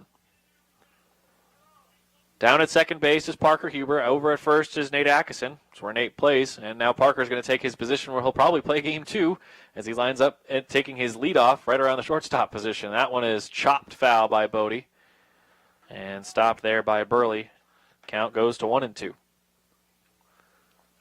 Blake's had a tough day at the plate. Again, the strikeout, but he has been patient, and he also had to wear one earlier. So he's reached base twice, but he's been stranded at third and first between the last 2 innings, and here he is again here in the 6th, his third straight plate appearance in 3 straight innings. A ball and 2 strikes, runners at first and second. Bodie grounds one over to third, and he drops it over at third. Burley can't make the play. Safe at first and safe at third. Everybody safe for the Bulldogs. They're appealing down to third. Huber saying that he was not on the bag when he had the ball. The umpires didn't see it. Parker's just standing over there going, no. I'm safe. I'm going to stay here. That's sometimes what you have to do, Randy. You're not trying to trick anybody. You're just trying to say, I know I was here, and I'm going to stay here until you tell me to go to the dugout. Right. You don't. Safe at third. Parker Huber is still there. We're not done talking. Nope. As here comes Van Sickle. He's going to the mound, or maybe he's going to the infield. He's going to go to the infield umpire, and he wants to have a actual face-to-face. I want to hear this with my own ears. I don't want to see you guys converse about it. I want to hear what you have to say about it. So Bodie does reach first. Randy, I'm curious how you'll score that one. I believe it would just be they did put a second error on the board. They did put a second error up. So that would be E5. Yeah, E5. Because Burley bobbled it. It wasn't a clean catch by Noah. It was a neat, clean catch. Like you said, it wasn't a problem there, but the bobble just allowed the runner to just get that extra step. 8-1 Colfax. And how about Kieran Anderson stepping to the plate with the bases full and nobody out? Ball gets away. Charging for home. Here comes Huber. Sliding in, feet first. He's there. 9-1 Colfax. Everybody else moves up a base, so that puts Atkinson at third and Bodie at second. Still nobody out. 9 batters have come to the plate. Beach and Shank have had a tough time with this Bulldog lineup after Fletcher, I wouldn't say carved him up, but held him to 3. Well, he definitely did a good job. We said it was going to be a pitcher's duo for so many innings. We're going to see who flinched first. And it wasn't even that Fletcher flinched, it was he ran out of pitches. He ran out of pitches. Did get behind. Yes. But not by much. 2 balls, no strikes. And he tried to help his own effort while he was the only one to get hits so far. The pitch. Going to go low and outside, ball 3. So Fletcher did everything he could, but just couldn't get the help from the teammate side of things, and that sometimes can be the difficult part. Score. That's right. He's done literally everything he could. So I don't know what more. The 3-0 finds the heart of the zone for strike 1. Anderson had seen 3 balls thrown by Shank, so he was more than content to watch ball 4 come by. And he made him throw a strike, and Shank found the zone. Center fielder is shading towards left again. The pitch. Kieran sends it on a shot down to the shortstop. Fletcher bobbles it. He's going to be safe. And scoring is Atkinson. We'll see how they score this one. Could probably go either way. Kieran's got the speed to probably beat that out. And I don't see an error being put on the board. There it is. As it will be an E6. Well, run number 10 for the Bulldogs moves the runner Bodie from second to third, and Kieran reaches on the error. The run does score. 10 batters to the plate, nobody out. Becker, a line drive out into center field. That's going to be caught. Bodie's going to have to tag up if he wants to score, but he was already partway back to home. And so Blake is stuck as now he's getting a chat from Coach Parrish. And so Becker flies out on the first pitch for out number 1. 10 batters, Randy. It took 10 batters to get the first out in the 6th. That's crazy. We're going to run second time in the order. Yeah. The inning by itself. In this inning. Lane Gingrich to the plate. He had an RBI double. See what he can do with 1 out. He watches ball 1. So the runners are at the corners. It's again Blake Bodie at third with with Kieran Anderson standing at first. Kieran reaching on the error by the shortstop. A ball and no strikes. Lane at the plate. Bat bouncing up and down off his shoulder. The pitch finds the outside top corner for strike 1. Lane had a beautiful play at the shortstop spot that helped keep a run off the board. Right. Forced a fielder's choice that actually retired Fletcher from getting to second base. That's a shot to right center field. Looping away from the center fielder and the shortstop. It's going to bloop down. Kieran is digging hard for third. He's going to get there no problem. Bodie is going to score from third. Kieran Anderson was really on his horse, and he is there safe and sound after Lane Gingrich gets an RBI single. And Anderson will stand down at third base with, again, Mr. Patient coming to the plate, number 9 in the order, Evan Henning. He's worked 2 walks, and that paid off as he scored twice, including 1 earlier in this inning. Well, Blake Bodie did end up to come to score. Maybe the other Mr. Patient. Yes. Evan not being patient this time, as he said, I've watched a lot of pitches go by. I want to take a crack at one, and he fouls it off for strike 1. That's what we talked about. It's not just being patient and not swinging. It's swinging at what you like, and he liked that pitch. He just didn't get the barrel to it. Exactly. Having a good eye. No balls and a strike. Runners are still at the corners. They've just switched spots now they've changed names. And that one's going to be a shot into right field. Coming on to try to make the catch. He does not make the grab. Lane's got to go back to second as he didn't know that it was dropped. That ball is going to be out number 2 as Lane got caught. No one was able to get him or get his attention. Kieran is able to score. Lane is retired on an awkward 9-4-6. Don't see that every day. Well, the poor guy is almost down to second. Looks like the catch is going to be made. He starts to go back to first, and there's a hit. There's a shot by Gregory right into the glove of the shortstop on a floater to Fletcher. That'll end the 6th. Colfax pushes 9 runs across. It's 12-1 Bulldogs as we go to the bottom of the 6th when we come back here on 1450 KCLX and also online at listentothegame.com. I'm here. 60. Okay. Sweet. That'll finish off the spots for this game. Boom. Hey. So that means actually this could be the last inning. Everybody scored. And they scored in order. All 9 got up, all 9 scored. Before we had the first down. I mean, we had the first out, and then the others had to come around to score, but Kieran didn't score, did he? Kieran did. 30 seconds. Fill that puppy in. You're right. So, Color in that base. Go, Park. Strong finish here, bud. What do you think he's at? You're back in 82. 5, 4, 3, 2. We welcome you back to Bailey Brayton Field. It's Matthew Zimmer and Randy Stickle here with you as the Colfax Bulldogs finish up their warm-up pitches for Parker Huber. Parker, unofficially, we have Parker at 82 pitches. And we believe the number that you can't go over, not including warm-up pitches, of course, official pitches in the game, is you cannot go over 100. Parker's at 82, so that leaves him with 18. If you remember the count, and we were counting down how many pitches Danny Robinson had, and he got dangerously close, but he was able to finish the game before the final pitch count got to him in the semifinals. Upper 90s? He was in the upper 90s. That's a swing and a foul off. Maybe he got a piece of it. Not quite sure. That's going to be strike one regardless. That's the left fielder, Josiah Quick, as he leads things off here in the sixth. Bottom of the sixth, Colfax leading by 11. Parker sets and fires.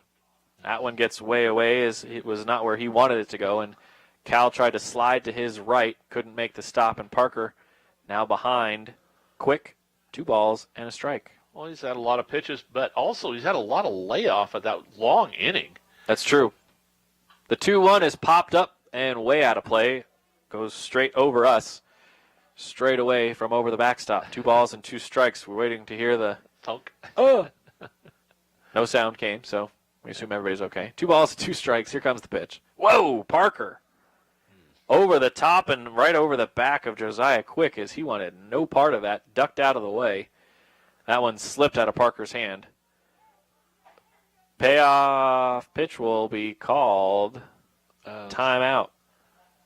Time is given. Okay. And Colfax back and ready. Parker ready. The payoff pitch.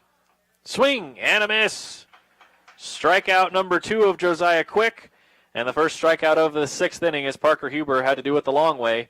A full count, but he gets it done. Parker has been impressive. Again, 2 strikeouts in the first, 2 strikeouts in the second, 3 in the third to give him 7. And now he's all the way up to 11 again.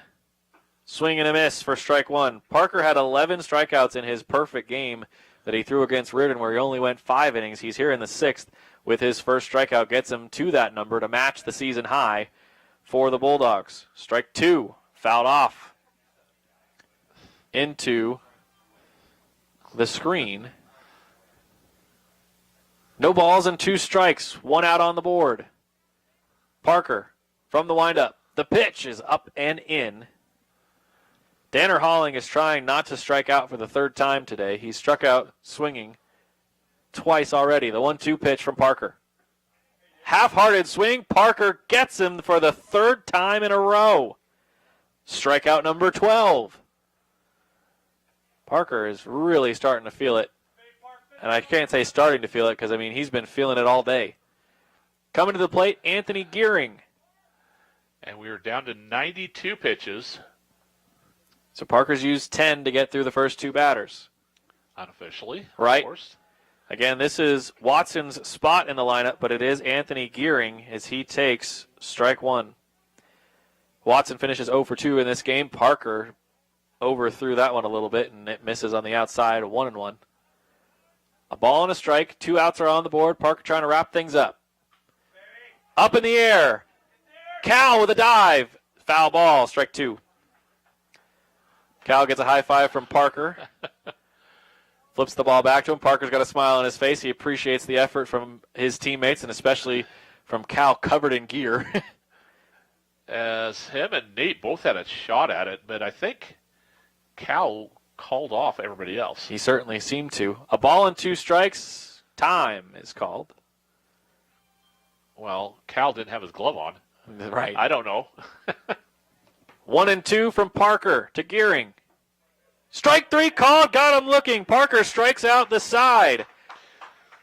Strikeout number 13 is the end of game number 1 as the Bulldogs tack on a huge 9-run sixth after the 2 relief pitchers for the Lancers. We're going to take a break, and when we come back, we'll give you the post-game stats, and then we'll get you ready for game 2 as the Bulldogs and Lancers are going to take about a 20 to 30-minute break between the end of this game and the start of game number 2. We'll be back as the Bulldogs win their league matchup with Liberty 12-1. We'll be right back on 1450 KCLX and listen to thegame.com. I'm here. We hit all our spots, so let's do 2 minutes. Okay. Thank you. You. All right, I'm going to count this up again. 1, 2, 3, 4, 5, 6, 7, 8, 9, 10. Oh, thank goodness. I was really worried I didn't give him enough Ks, or I gave him too many, and I was going to be like, oh, yeah, season high. Whoops.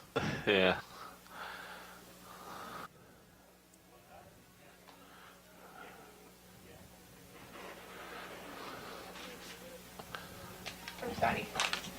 Thank you. Colfaxes. Really You're back in 5, 4, 3, 2. And we welcome you out to Bailey Brayton Field. Matthew Zimmer and Randy Stickle here with you as we get ready for game number 2 of Colfax taking on Liberty. We've got the lineups. We're ready to go. Colfax will be your away team yet again. The Bulldogs have switched their jerseys from their all-whites to now the white jersey bottoms, but now the black jersey tops. Colfax in blue, letters and numbers in cursive across the front, outlined in gold with gold numbers on the back of the jerseys. And we might as well start with the starting lineups for Colfax. Your starting 9. We'll give you that order. It's Cal Gregory, your starting pitcher, going first. Kyle Apple, the catcher, will bat second. Parker Huber, after his 13 strikeouts in game 1, will play from shortstop and bat third. Nate Atkinson, the first baseman, will go fourth. Blake Bodie, your right fielder, fifth. Kieran Anderson, center fielder, hitting sixth. Kellen Becker, the left fielder, will go seventh. Lane Gingrich, the third baseman, will bat eighth. And then to wrap up the 9, no designated hitter for game 2. It will be Cameron Hyatt batting from the number 9 hole and playing at second base. So again, Colfax, your starting 9. And we get ready for the defensive assignments. For the Liberty Lancers, on the mound, it's Matthew Burley. Over and behind home plate will be Danner Holling for the second straight game. At first base is Noah Beach. Second base is Jake Carr. Shortstop, Alec Fletcher. Over at third base, you've got Tyson Shank yet again. Out in left field, Josiah Quick. Center field, Kellen Watson. And Jonah Quick is out in right field. And we are ready and raring to go, Randy. Game number 2. Cal ready to go. And the first pitch from Matthew Burley. Ball 1. We mentioned this during the pregame, and we talked about it a little bit during the second game as well. Burley and Fletcher, stellar pitchers for the Lancers. Yes. And he gets Cal to cut at that one and fouls it off 1-1. Similar to how Colfax works, their shortstop and their pitcher switch spots. So it's the starting pitcher, Fletcher, from game 1 is now the shortstop in game 2. And the starting pitcher for Colfax was Parker Huber in game 1, and he will play shortstop to start at game 2.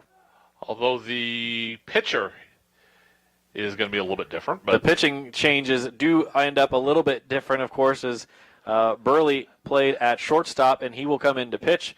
Cal Gregory, again, your starting pitcher, will go from the catcher's mound, behind the catcher's, behind the plate, to now he will also jog down to first. He got hit by the pitch. And Coach Van Sickle not in total agreement with that call, as Cal will go down to first. Cal is having his dad and assistant coach Wayne Gregory check out the elbow that got hit. And now they're going to talk about it. Cal is, again, not one to act or sell most of the time that we've seen. He's never had really an opportunity to need to. But Cal is really checking out his arm and making sure he is okay. He didn't even jog down to first. I think that's one of the other things, is that he probably would have run down to first if he didn't feel like he had been hit. And they're going to keep him over there on a hit-by pitch, it looks like. And so it will be off of a 1-1 pitch, a hit-by pitch. And it will bring Kyle Apple to the plate. The sun is out in more full force. The clouds have just about completely disappeared. They are coming in from right field. That's where they've been coming from, and that's where this blue sky came from, and that's why we've got mostly blue skies in our area now. Again, a 4:20 first pitch time. We're about 2 minutes in. It's only the top of the first, and that's a called strike as Cal says, you gave me first on a hit by pitch. I'm going to immediately steal second, and that's what he does. You give me first, I take second. That's right. Cal really does represent the you give him an inch, he'll take a mile when it comes to the base running, as he's already stolen second on the first pitch to Kyle Apple, which was strike one. The next offering, up and in, and it gets off of Holling's glove, and Cal says, thank you very much for third. Cal now ever so close to scoring run number one here of the game. Burley struggling with the zone here as he's gone 1-1 to both Cal and Kyle to start this game, and then he hit Cal with the pitch. We'll see what he does to Kyle on the 1-1 count. Kyle wanted to swing at it, held off on it, and then realized, I probably should have finished the swing, as Burley has to chase the ball off the mound, and he retrieves it just in front of the second baseman, Jake Carr. Those moments of indecision when you're a batter make a lot of difference. Yeah. Those come back to bite. A ball and 2 strikes. Burley with his heels on the rubber comes full force, the windup and the pitch. Swing and a miss for Apple as this one runs outside. Strikeout number 1 and out number 1 here in the first inning. Top of the first as Colfax, again, your away team. Liberty wearing their same jerseys that they were in Game 1, red jersey tops. Liberty across the front in black letters outlined in white. Black numbers on the back of the jerseys also outlined in white with white jersey pants for the Lancers. Strike one in the middle of the zone, a little high, but does just hit the top of the zone against Parker Huber for strike one. Parker, for the second game in a row that he's pitched, over 10 strikeouts, 11 in the perfect game, and now 13 in the game that we got done calling about 30 minutes ago. Impressive work, and again, it's not something that you see all the time. We see a lot of impressive stuff out of Parker Huber, but you still marvel at how consistent he was today. Consistency, and then going deep into the lineup, that makes a lot of difference. He just watched strike two, another one high up in the zone, right around the letters on the jersey of Parker Huber. So he is now going to have to fight for this one. 1-2. Cal at first, got to second. Now he's at third. Here comes the 1-2 pitch. Up and in. It's 2-2. So Gregory stole second after being hit by a pitch. Then he was gifted third on a pass ball that jumped out of the glove of Holling, the catcher. 2 balls, 2 strikes. Atkinson on deck. Huber at the dish with 1 out. Cal at third. Oof, good hold off by Parker. Could have easily swung at that one. It just misses the bottom part of the zone, and Parker has worked himself from a 1-2 count where he was behind to a full count, 3-2. Center fielder Watson shading way towards left. The pitch. Parker fouls off. That would be strike 3 and sends it skyward to the right side behind the backstop, so Parker keeps himself alive. Keeping yourself alive makes a lot of difference when you have a full count. Colfax did that to Fletcher in the first game and got him into pitch count trouble. Certainly did. 3-2 again from the windup. The pitch. Parker sends a shot into right field, coming on to make the catch. Sliding grab, it's caught. Cal is going to tag. He is going to easily get home. As Gregory is told by Atkinson, you can stay up, you don't have to slide. The ball's nowhere near here. And Parker Huber with a sacrifice fly to the outfield picks up an RBI. And it's the Bulldogs on the board here in the first inning. Did not get on the board until the third inning when they scored 2 in game 1 of this matchup. So they get to Burley early thanks to Burley's misstep against Cal, hitting him with the pitch. Getting a base runner on, especially the top of the order, and then a pass ball, and then just a regular flat-out steal. And especially a guy with Cal's speed.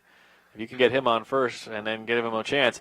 That scoop shot, no chance for Beach as that one gobbled him up over at first, and Atkinson's going to take the base hit. That was a tough play over there for Noah. We'll see how they officially score it. I think it was a hit. They so agree. I would, yeah. A base hit for Nate Atkinson because, again, the one thing that you can't practice a whole lot without playing here all the time is the speed of the turf because there's no grass to kind of grab onto the ball and try to bring it back down to earth. It hit and it skipped right over the glove of Beach. It did. Just the speed, the way the ball bounces, and makes it a little bit hard to judge. And so Burley gets Atkinson to charge back as he dives back to first as Burley, a couple of fans wanting a balk called. No ball added to the count and no base advanced for Atkinson. The first pitch to Bodie. Blake puts a swing on it. He missed it. No foul tip, so they're going to let Nate charge down to second. So Atkinson gets there on the pass ball. It's strike 1 on Bodie. Holling looked like maybe just confirming. You're sure? You're sure it didn't, just maybe nick the bat a little bit? Just a little? You didn't hear anything? Okay, fine. No balls and a strike. Atkinson down at second base. 2 outs on the board. Bodie at the plate. Burley waits and fires. Inside, ball 1. On deck again for the Bulldogs is Kieran Anderson. Should Bodie reach, Anderson would be the 6th batter to the plate. Burley lines up from the stretch. The righty comes set. Atkinson at second. The 1-1 to Bodie. Blake, a little knuckler off the end of the bat. Beach grabs it. He's just going to wait for Bodie to come to him. Noah says, thank you very much. Here's your tag, and we'll see you later. Out number 3 applied on the tag by Noah Beach. 1 hit, 1 run. No errors, but a hit by a pitch got Cal on board. He stole a base, and he would score. It's Colfax 1, and Liberty coming up next in the bottom of the first inning when we return on 1450 KCLX and also online at listentothegame.com. I'm here. 60, please. Okay. Who are you missing? Oh, everybody. I haven't didn't get any of it. I'm trying to stretch my eyes over there a little tiny bit. Oh, wait a second here. Everything's the same. Basically, yeah. So they just flip-flop the 2. Yep, I think that was it. Same order? 30 seconds. Sweet. Holling? Yeah, right there. 7. Okay. All right. Same thing. Guess I don't need it. I got it. Thanks.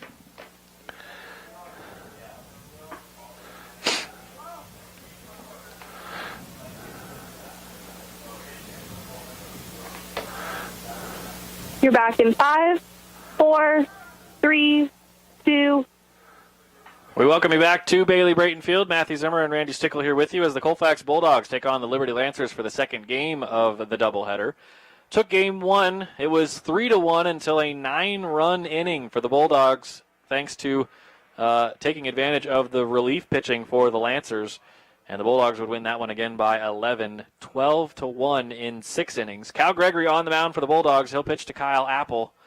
And then it will be at first base, Nate Atkinson. Second base is guarded by Cameron Hyatt as Cal fires in strike 1 to the shortstop, Alec Fletcher. Again, out at second base is Cameron Hyatt. Shortstop, Parker Huber. Third base is taken there by Lane Gingrich. That one fouled away by Fletcher for strike 2.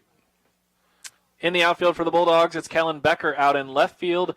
Center field guarded there out deep straightaway center field right now is Kieran Anderson. And then in shallow right field, Blake Bodie. The next pitch, the 0-2 from Cal, is hard thrown but ends up out of the glove of Kyle Apple for ball 1.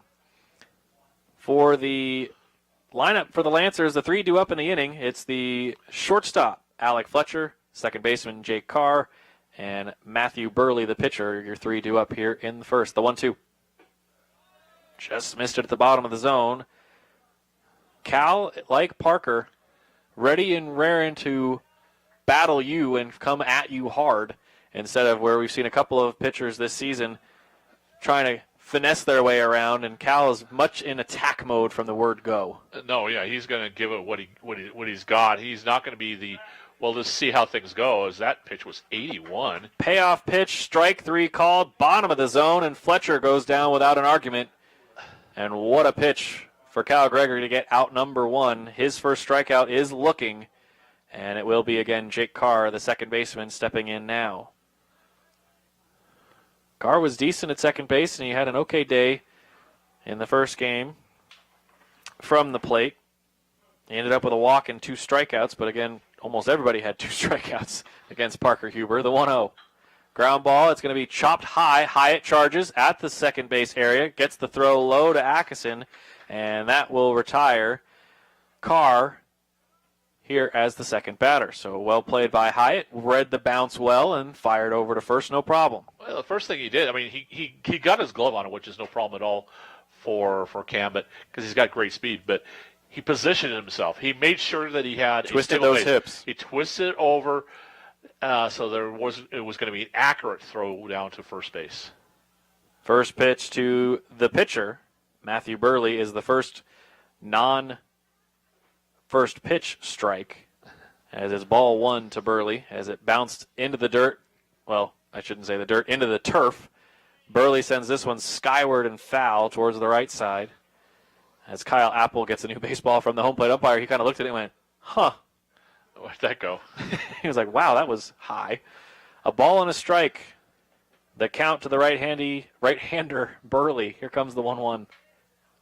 Powered high into the air, but not very deep, as Anderson's going to come in from center, go over into right field, trickling to his left. That's out number 3. And it's Gregory going and getting the Lancers to go down in order. And it's still 1-0 Colfax. After 1, we'll come back for the second inning, led off by the man who just ended the first. Kieran Anderson, the center fielder, will start things off for the Bulldogs when we return on 1450 KCLX and also online at listentothegame.com. I'm here. 60, please. Okay. I'm a little confused on that one because it doesn't look like there's any wind. The flag's just straight down. But there was a lot of wandering around. It seemed to really carry in weird ways back. Yeah, we've seen that only about a couple times. That time, Yeah, the flags aren't moving at all. not at all. That's crazy. This is the first and only. Well, That's true. today is the first. Right. 30 And, of course, seconds. we're inside. I mean,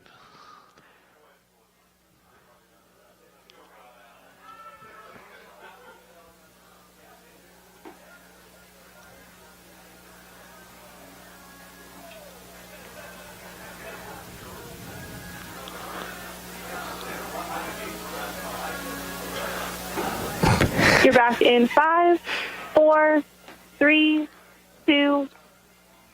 We welcome you back to Bailey Brayton Field at Washington State University here in Pullman, Washington. Matthew Zimmer and Randy Stickler here with you as the Colfax Bulldogs jumped up on Burley early as Cal was hit by a pitch. He stole second, got to third on a pass ball, and then brought home by Parker Huber's sacrifice fly to right field. Quicker start than they had in the first game, but of course, you always want to just see how you can kind of attack a guy. And the one thing is that when Burley had to deal with Cal at first, he had to go from pitching from the windup to the stretch, and that can really change how a pitcher approaches each at bat. so especially when you got an aggressive base runner like Cal. And there's a swing and a drive into the gap in left center, and that's going to get down in shallow left center field as Kieran Anderson drops in a base hit, and it will be on board. Kieran over at first. Bringing to the plate your designated hitter from Game 1 and now playing out in left field, Kellen Becker. We saw Becker pitch against Reardon. And actually, No, Springdale. Springdale. I'm getting all my games mixed up on me. But he pitched well against Springdale. The pitch from Burley is cut on and missed for strike 1. More from Kellen this year. Certainly did. There's where the Reardon game comes in. Yeah, there it is. So he hit the home run to start the so he was the second of the home runs because Tucker Gleason hit the first one of the season, and Callan will hit the first and only one of game number 2. Yet this last game, Randy, was the only game we haven't seen a home run in the last 5. Breaking for second, and the throw way off to the left side. Again, Holling has struggled with throwing towards the second baseman's side of second base. He keeps throwing toward the shortstop side. That was an easy stolen base for Kieran. He's got speed, but it also helped with the throw going off to the left. Since they've always done that, there must be some plan behind that. Seems that way. You can't be off every time. The 0-2 pitch from Burley. Becker watches it go by. That one gets away. So same way that Cal got on, Kieran gets on with a base hit instead of being hit by the pitch. Kieran then steals second, and he gets to third on a pass ball. And now Becker will try to bring him home. Both leadoffs. It's weird how that worked. Well, let's see if it continues. We certainly will, as it was Burley waiting to see if he was going to get a new ball or not. And they decided that he would just go out there, and he's going to be able to pitch from the windup with Anderson at third base. Here's the 1-2. Swing and a miss over the top of that high heater. As Kellen swings and misses for strikeout number 2. He's gotten both of the second batters in the innings. After a batter has gotten to third, Yes. he's struck him out swinging. Let's see if this one, Parker hit a ball to right field. On a sacrifice that Lane Gingrich now takes the first pitch is strike 1. Okay. Third baseman for the Bulldogs. Lane, a spectacular play at shortstop behind Parker Huber early in game one. Here comes the 0-1 pitch. Try to get contact, and he swings under it. 65 miles per hour, a lot taken off of that one from Burley, as that didn't necessarily fool Lane as much as he was just trying to make contact as he started to make his swing. Yeah, that's a hard one to time against. 0-2. Burley gets the sign from Holling, winds and fires. Fouled away by Gingrich. 80. Yeah, see, that's a huge change. He added 15 miles per hour from the last pitch to the fastball that he just fired in there. That's hard to time your bat. You're right. The next, the 0-2. Still 0-2. Just got a piece of it. Lane keeps himself alive by maybe the end of the bat. It's 80 last pitch, 66 this pitch. That's more variation than you normally see at this level.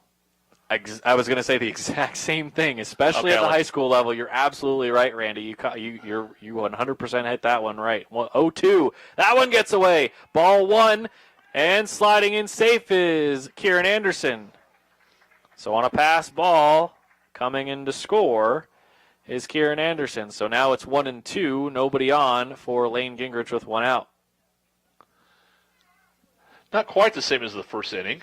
Nope. The leadoff runner did score, but a little different how it happened, but similar. The 1-2. Oof. Lane's got to watch that one, and it comes in for strike three called. He is out number 2. Did help the run get across. The throw around the horn did not go as planned for the Lancers. Yeah, if there was a runner on, you'd be kind of... They would not have done that, more than likely. Bottom of the order. Number 9 in the order, it's Cameron Hyatt. He will try to get on in front of Cal Gregory, the pitcher. Here comes the first offering from Burley. Strike one. Cam didn't get a chance to play in game 1, but he is here in game 2. He's already made a play. He retired his fellow second baseman, Jake Carr, on a 4-3 putout in inning number 1. The 0-1 pitch. Bottom of the zone, strike 2. Wow. Burley starting to paint that bottom line and hitting it well. No balls, 2 strikes, 2 outs, nobody on base. Colfax has scored a run in each of the first 2 innings. Burley, long look in, still doesn't like what he gets from Holling. Now he does. The 0-2 pitch. Smacked up the middle. Cameron Hyatt found a pitch he liked, and he sends it screaming into left center field. He will take the roundabout first base and pause and return for a single with 2 outs. Nice hit by the 9th batter in the order. And that gives, now you're to the top of the order, and Cam has got great speed. He really does. He's got speed that can rival He's some other players. He's going to challenge Burley. We'll see how early he tries. Burley from the stretch, facing Gregory, the pitch. That one gets away. Cam's going to easily get to second. He'll make the turn and then stay at second.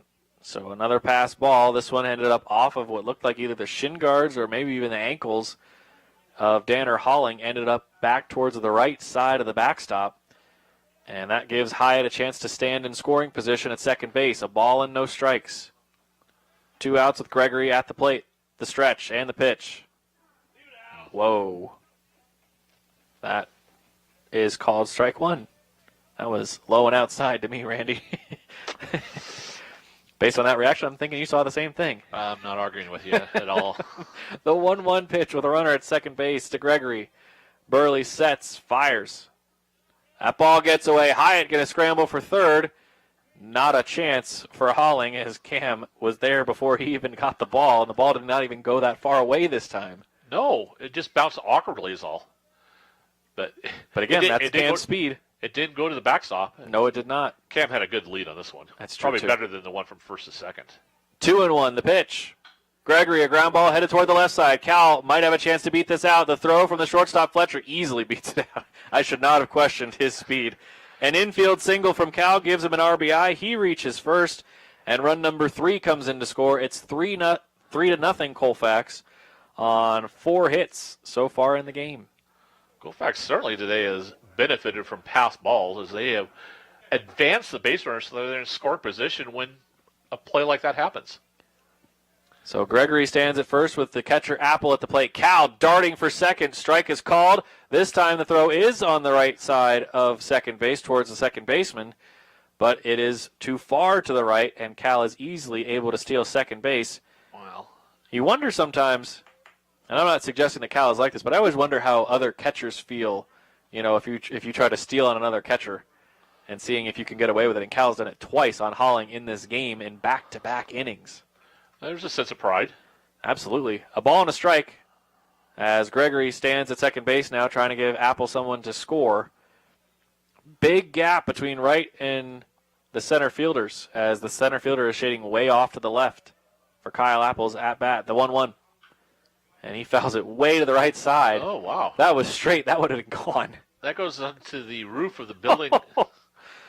I mean, that was a shot.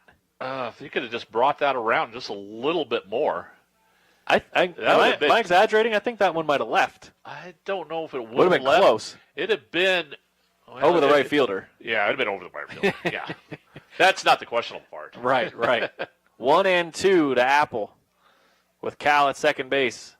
Burley fires. Popped up, out of play behind us, right over the top. And you hear it all the time, Randy, when a guy pops the ball straight back like that, he just missed it with the barrel. Right. As Kyle has definitely done a good job of, making the ball boys work hard. Certainly has. As they're flying a lot of balls out of play. The 1-2. Smacked on a flare, and it's going to go right into the second baseman's glove.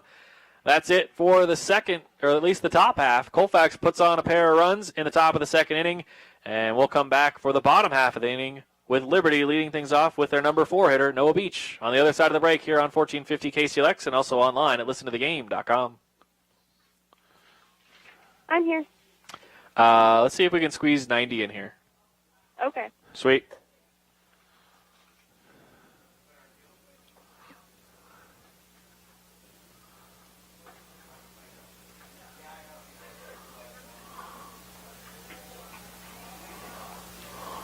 There's the Fletcher girl. The sister. Oh, yeah. Passball. Oh, that's right. Kendall. Volleyball. I did not see her in volleyball because we didn't play her. Well, they were at state somehow. Right. And she was a setter. Considering, isn't she the point guard too, or one of them? They kind of moosh them together. I know they kind of point forward, Maisie. Yeah, that's not really an exact science there. I'm going to plug my phone in. It's starting to die. Actually, 30 it's seconds. been dying. Perfect.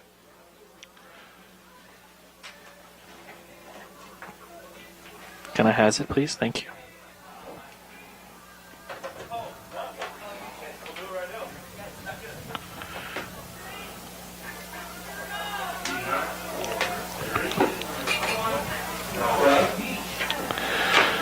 You're back in 5, 4, 3, 2. We welcome you back to the top of the second inning concluded. The bottom of the second inning, Noah Beach takes strike one. On the outside part of the plate, Cal facing the lefty for the first time. The 0-1 is inside and low, ball one. Cal went 1-2-3 in the first, retiring Fletcher, Carr, and Burley in order. The 1-1 pitch. Noah just gets a piece of it, fouls it off for strike two. Everybody basically staying in the same positions. The only two players that changed were the pitcher and the shortstop, and they switched for each other for the Liberty Lancers. Fletcher goes to shortstop from the starting pitching role in game one, and Burley takes over on the mound for Liberty. Everybody else staying pat. Again, Beach, the first baseman, at the plate, facing 1-2 from Cal. After another foul off and swings and misses, Kyle caught that pitch. I don't know how. I don't either. It was basically in the dirt, and Kyle shows the umpire, goes, I got it, see? That's an out. And he's right. Out number 1 of the second inning. Definitely an awkward catch as he caught that, I think, to his right side. Yeah. And I don't know. I can't contort myself that way, but it's good that Cal can. Not many people can, but Kyle certainly did that. Impressive work. Ball one to the third baseman, Shank. He played there and then pitched a little bit in game one. Ball 2. Due up in this inning after Shank is Josiah Quick, the left fielder. Kyle gets the call there to help Cal out. 2 balls and a strike as Cal hits 78. The windup and the pitch. Right at the knees, strike 2. Cal falls behind 2-0 and finds back-to-back high-speed pitches, 80 miles an hour at the bottom of the zone. The 2-2, over the head. He tried to bring that one back, Randy. 66. He tried to take a lot off of that one, and it did not come back into the zone. 3-2, a payoff pitch from Cal.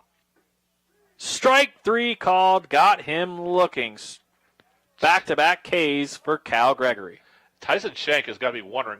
He looked at his coach, in fact, after 2 of those pitches, because 2 of them he was like leaning over, watching the pitch as close as he could, and they were both called strikes as he just moved the bat. And he looked back at his coach. He goes, Ball 1 to Josiah Quick. Cal misses that one, but he was again behind 2-0 to Shank before he struck him out. Little nubbler off the end of the bat, trying to race it out. Huber fires from shortstop over to Atkinson in time. 3 strikeouts on the afternoon so far for Cal Gregory, and he gets the Lancers to go down in order again. 3 Ks for Cal and a 3-0 lead for the Bulldogs as we go to the top of the third. And leading things off will be Parker Huber, who just got out number 3 for the Bulldogs to end the bottom of the second. We'll be right back here on AM 1450 KCLX and also online at listentothegame.com. I'm here. 690. Okay. I was indecisive, and I was like, no, we left pretty early. 6:90, huh? That's 6:90. That doesn't. sounds like a long break. That's a long break. What was the score again? 3-0. Okay.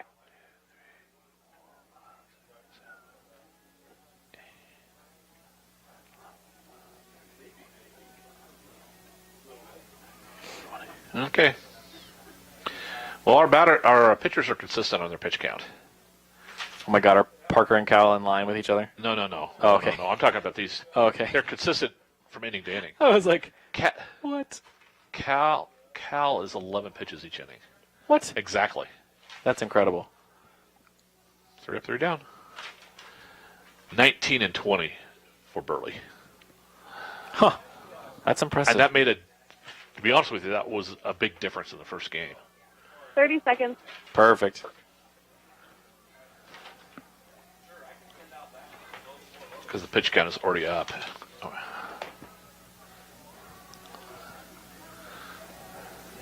Oh, where am I at? Okay.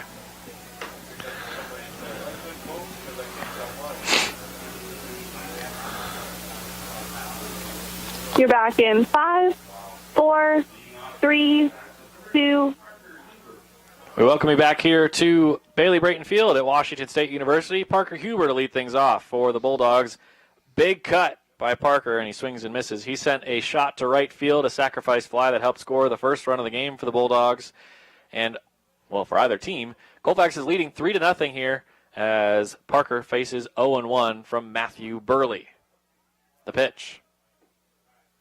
Missed the bottom of the zone. That was where Cal found his money against Shank to get him looking at a couple of strikes called at the end. Yeah, and Shank just had a hard time with the low ones. A ball and a strike from Burley to Huber. Parker, that one a shot towards right field again. The right fielder trying to find it. He found it. And a great grab out there by Jonah Quick. Well, so far, battling the sun. Parker Huber has hit to the right fielder twice now in the same game. And this, like you said, I think that's about the first time we've seen a outfielder battle the sun. And it's right in his eyes. This year. It's a good point. That was a good pause. You got me there. I got that. Yeah. That was well played. That was well baited, huh? Set me up perfectly. The comedic timing was excellent. Ball 1 to Nate Atkinson. Nate got a single on the first pitch he saw from Burley in the first. He would be stuck at second base after getting there on a pass ball. 1-0 from the righty to the lefty. Outside, ball 2. So Nate has now seen more pitches in his second plate appearance than he saw at all in his first. 2 balls, no strikes. Burley from the windup. Here's the pitch.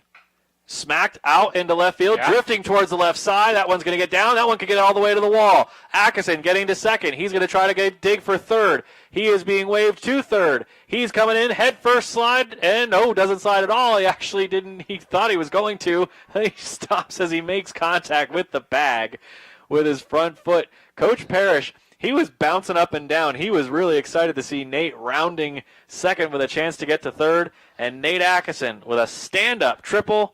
He stands now all alone at third base with one out. And the only question mark we had, I mean, the ball was hitting beautifully. We knew that he was going to make it down to second. Third looked really possible.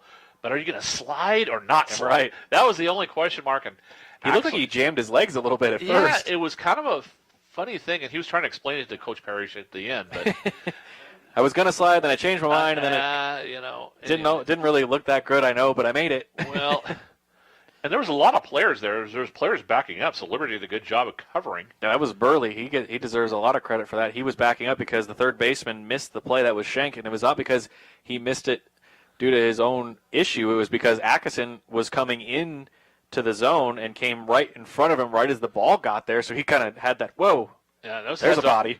Heads-up play. And so Burley was there to make sure that Nate couldn't scramble on to home. Because if that had gone beyond, then that's a scoring position. And Yep.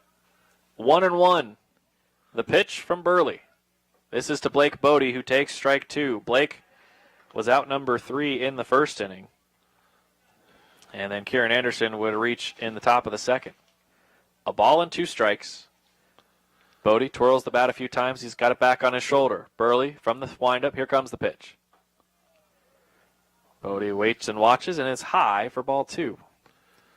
Burley and Holling both holding still. Burley thinking maybe I got it. Holling trying to hope that the pitch will stay where it finished, and called ball 2. 2 balls and 2 strikes. Burley doesn't like the first offering or the second. Likes the third from Holling. Here comes the 2-2 pitch.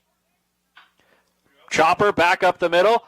Down in, and trying to slide safe is Atkinson. He touches the bag. Bodie took a huge turnaround first because the ball was way in the backstop. He knew he had time because Coach Gregory told him so from first base. And Blake says, I'll take second. Thank you very much. And that scores Atkinson again. If I didn't say that, it does score Nate. And that's run number 4 for the Bulldogs, 4-0. They've scored in each of the first 3 innings. And they still have a chance to keep going because Bodie is on at second base. They gave Blake a fielder's choice, as that is the accurate call because Burley decided to go home. I was kind of wondering how they were going to score that because it wasn't an error. No, it certainly wasn't. Field choice is the good pick. There are 5 hits on my score sheet, and there are 5 hits on the board, so that was indeed a fielder's choice as Anderson is facing 0-1 with Bodie at second. The pitch from Burley. That ball is low, bouncing in there, not high. It ended up bouncing back kind of high. 1-1. So explain high and low to me. Probably not a good choice for me to try to explain that at this point in the game. That was embarrassing. That was all low the whole way. A ball and a strike. The pitch from Burley. That one's in the zone for strike 2.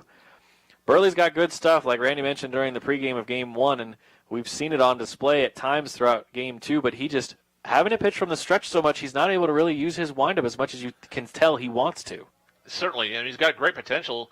Problem is when you get challenged so frequently, it just makes it. Trying to poke it out into left center field. It's caught by the shortstop, Fletcher. What a grab by Alec Fletcher. As I did not think he was going to get there, but he just had enough arm length and enough speed to just reach that arm out and rob a base hit away from Kieran Anderson. Well, evidently he's got longer arms, or he's taller than I remember him being, because I thought that was going to get out of his mitt. Not by much, or he's quicker or something, but all in all, able to make the grab. Catch. Yeah. Bodie down at second, Becker at the plate with 2 down. Colfax leading 4-0. Outside strike called. Strike 1 against the left fielder, Becker. Kellens played a lot of DH, and he pitched.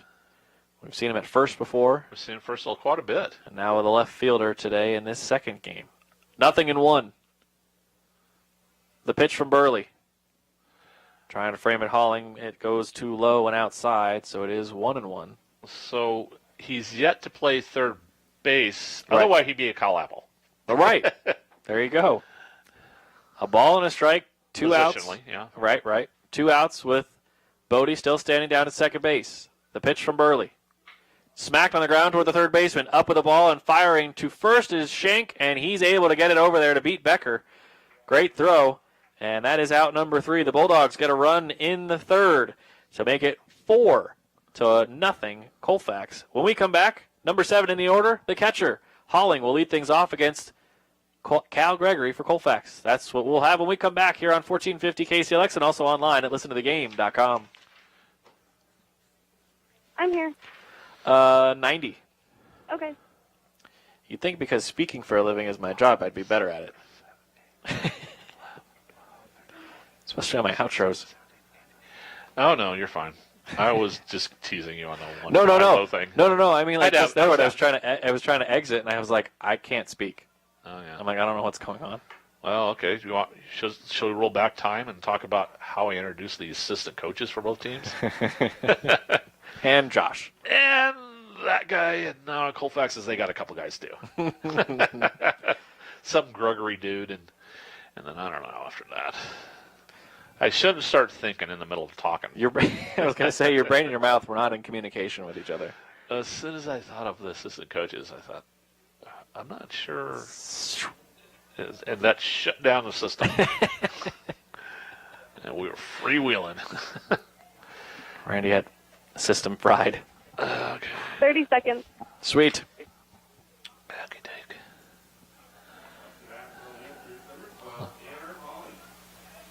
Danner, that's right. I don't know why I couldn't remember that. Wow. Yeeks. You're back in 5, 4, 3, 2. We welcome you back to Bailey Brayton Field. Cal Gregory working quickly. He's already ahead 0-2 against a fellow catcher, Danner Holling. Of course, Cal is pitching in this second game, but he caught game 1. The 0-2. Golfed, chopped, foul. And barehanded by Gingrich in foul territory. Gets it back to Cal. And with an 0-2 count, Cal will step back up.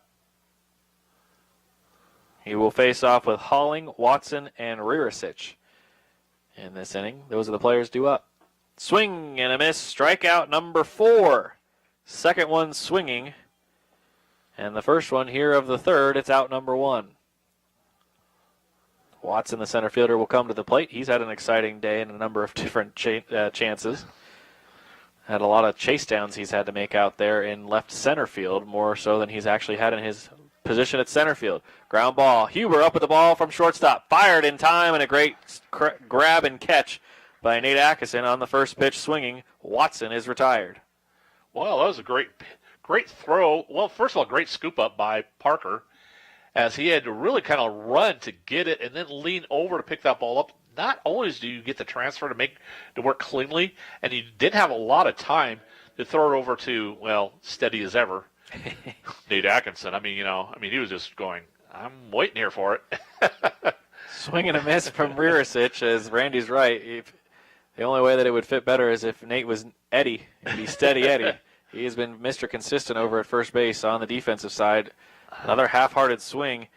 If you're a DH, I don't think you can swing that, not unaggressively, but it's just he doesn't seem to have an aggressive swing. He's tentative with it. The 0-2. Got him looking. Wow. 2 more Ks for Cal as he strikes out 2 of the 3. And we head to the top of the 4th. Cal with 5 strikeouts and a 4-0 Colfax lead. To the top of the 4th we go. 8-9-1. Gingrich, Hyatt, and Gregory when we return on 1450 KCLX and also online at listentothegame.com. I'm here. 90. Okay. Sweet. Oh, this is the 4th inning. Okay. 6 pitches for Parker in the 4th inning, 7 for Cal in the 3rd. Good Lord. He's getting less. He is sitting at 29. That is not. That's where crazy. Burley is sitting.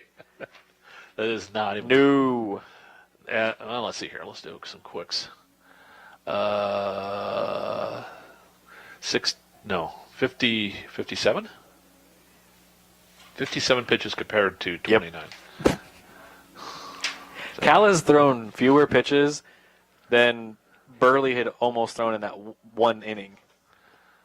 I don't want to say a whole lot because Parker had that 29 Holy pitch cow. third for some reason. Danner just threw the ball, so he's overcompensating because he 30 just threw it in the right field. Thank you. Yeah, I don't know what's going on. Back for the Bulldog, number 12, Lane English.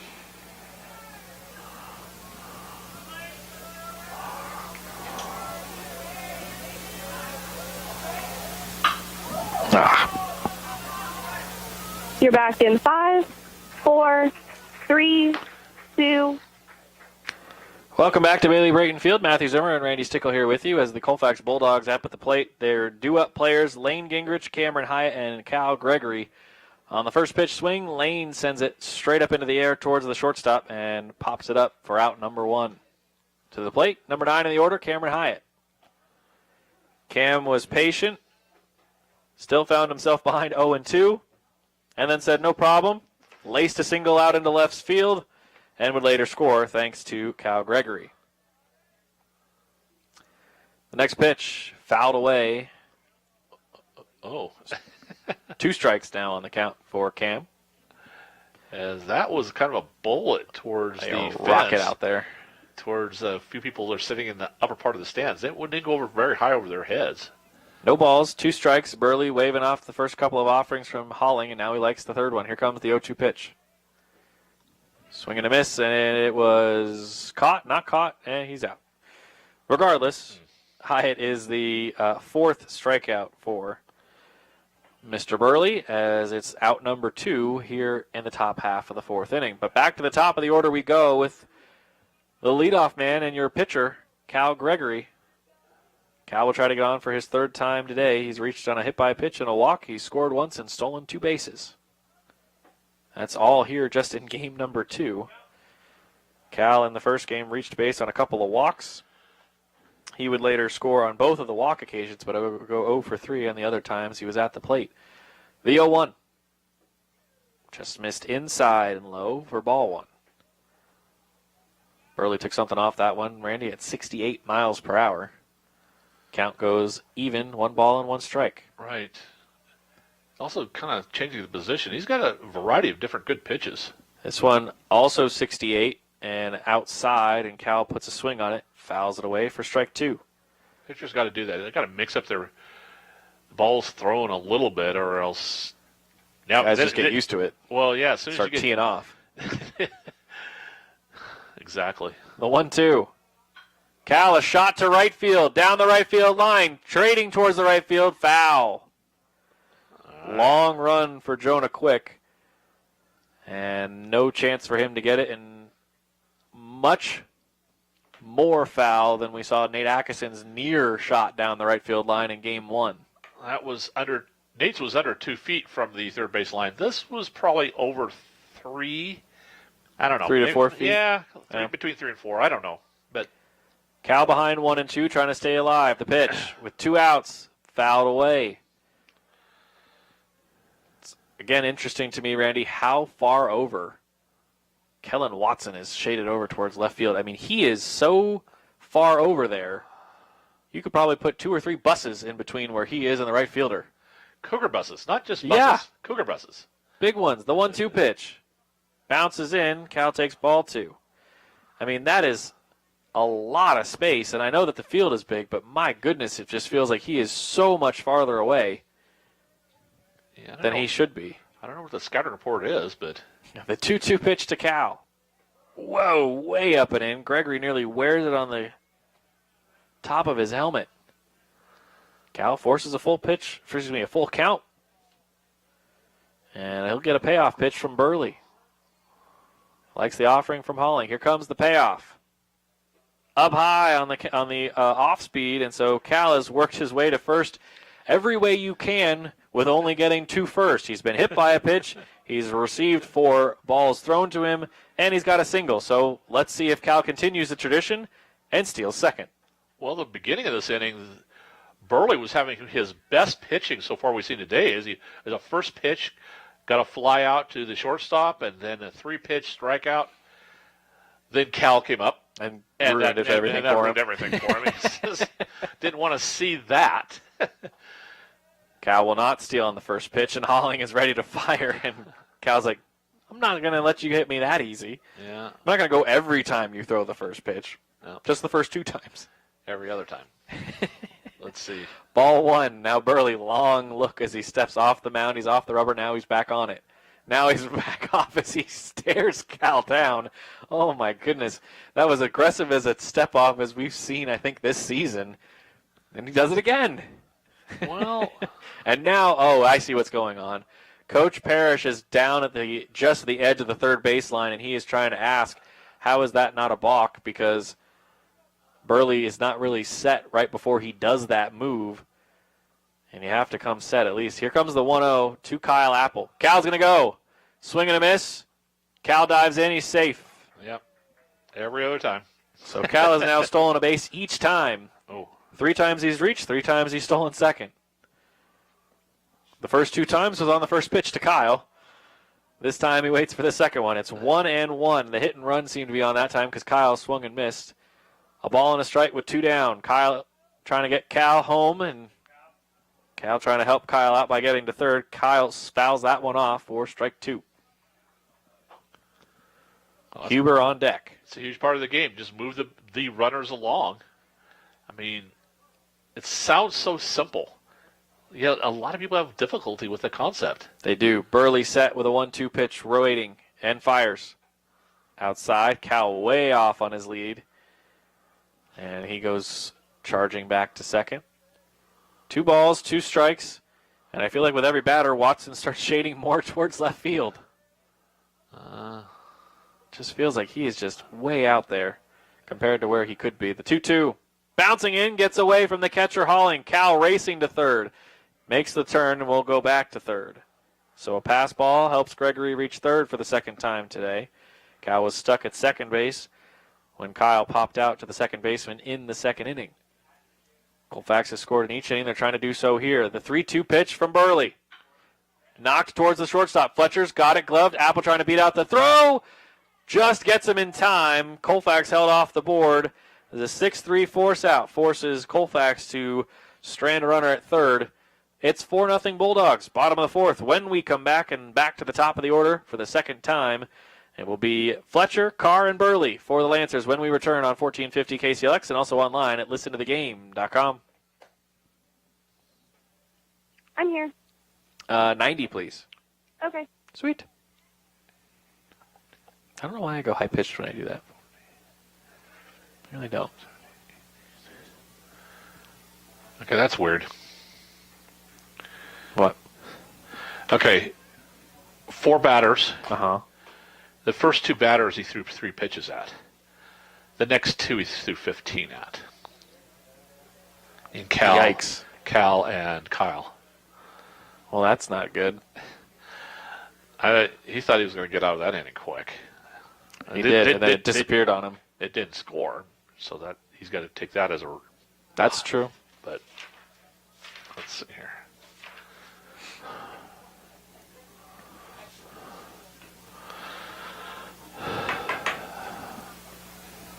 Let's see here.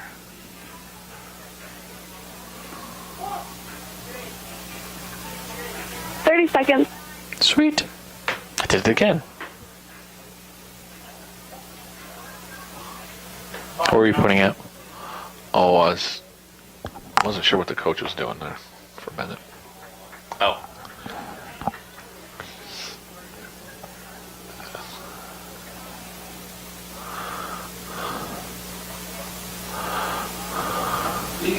You're back in 5, 4, 3, 2.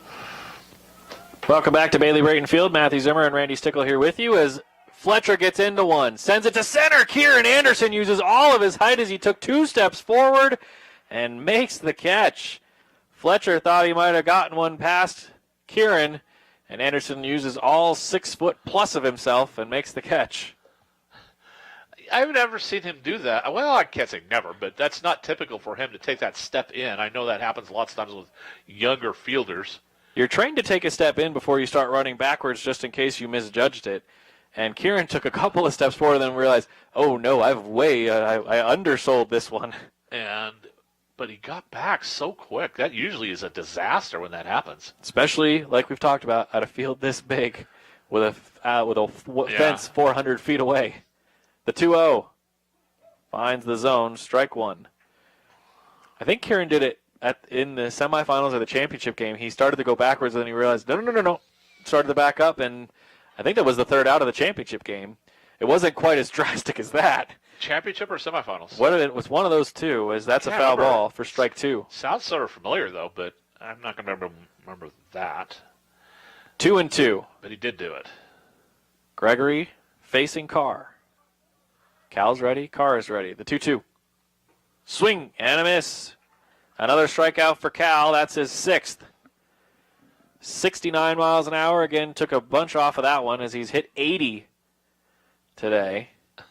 And it dials it back 11 miles an hour off his fastest pitch that we've seen and strikes out Carr. The pitcher, Burley, will step in now. He sent one out to Kieran earlier. Kieran straightaway center field still. Right and left fielders also straightaway in their positions. First pitch strike to Burley. 65. As this ball was threatened right down the middle, right over the top of the strike zone, and then fell into the zone.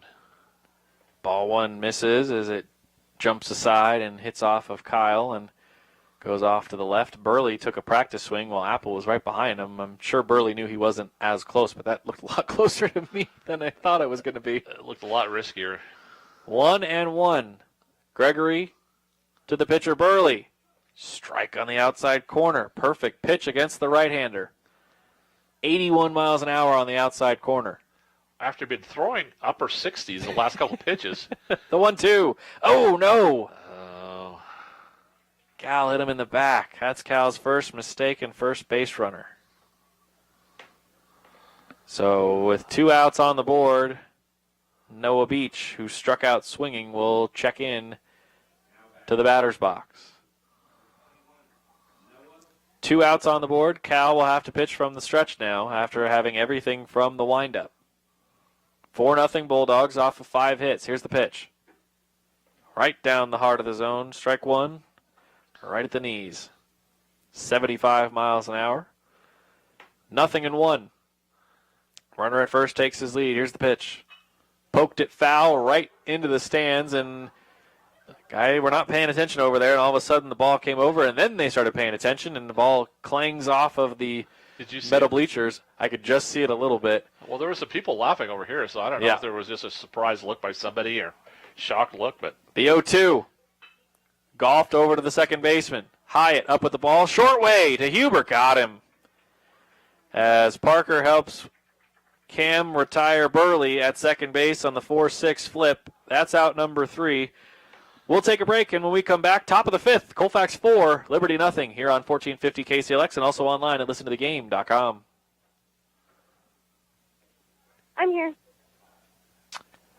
90. Okay. Thank you. Cal had that was a way too high of a pitch count. 13. From 11, 8 to 13. Oh, no. Well, I had 7 on the... Oh, 7. Sorry, that's what I meant. That's what I meant. Yeah. But it was like... I guess you got leave that as a base runner on, even though... Because they got him at second, so the first guy at first would be... I don't know how to... I never know how to do that. Yeah. Because it's a fielder's choice. But he is the third out. There'd be the one or the other would be left on, so... Yeah. I just let it go with that. It's the only first base runner we had. I know. I didn't say a word. That's why I said it the way I did, because the other thing is still okay. Yeah, I don't know what you're talking about. 30 seconds. Thank you, Rebecca.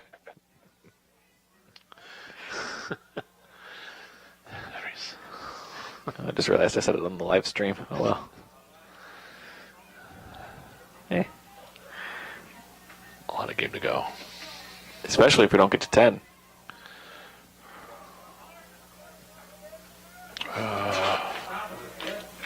You're back in 5, 4, 3, 2. Welcome back to Bailey Brayton Field. Matthew Zimmer, Randy Stickle here with you as Matthew Burley continues to pitch for the Lancers. He misses ball one outside to Parker Huber. Parker will try to not hit this ball toward the right field area as he's been retired twice by the right fielder. Here's the 1-0. This one fouled away, straight back on the right side for an even count. 1 ball and 1 strike. 4-0 Bulldogs. A run in the first and the third. 2 runs in the second.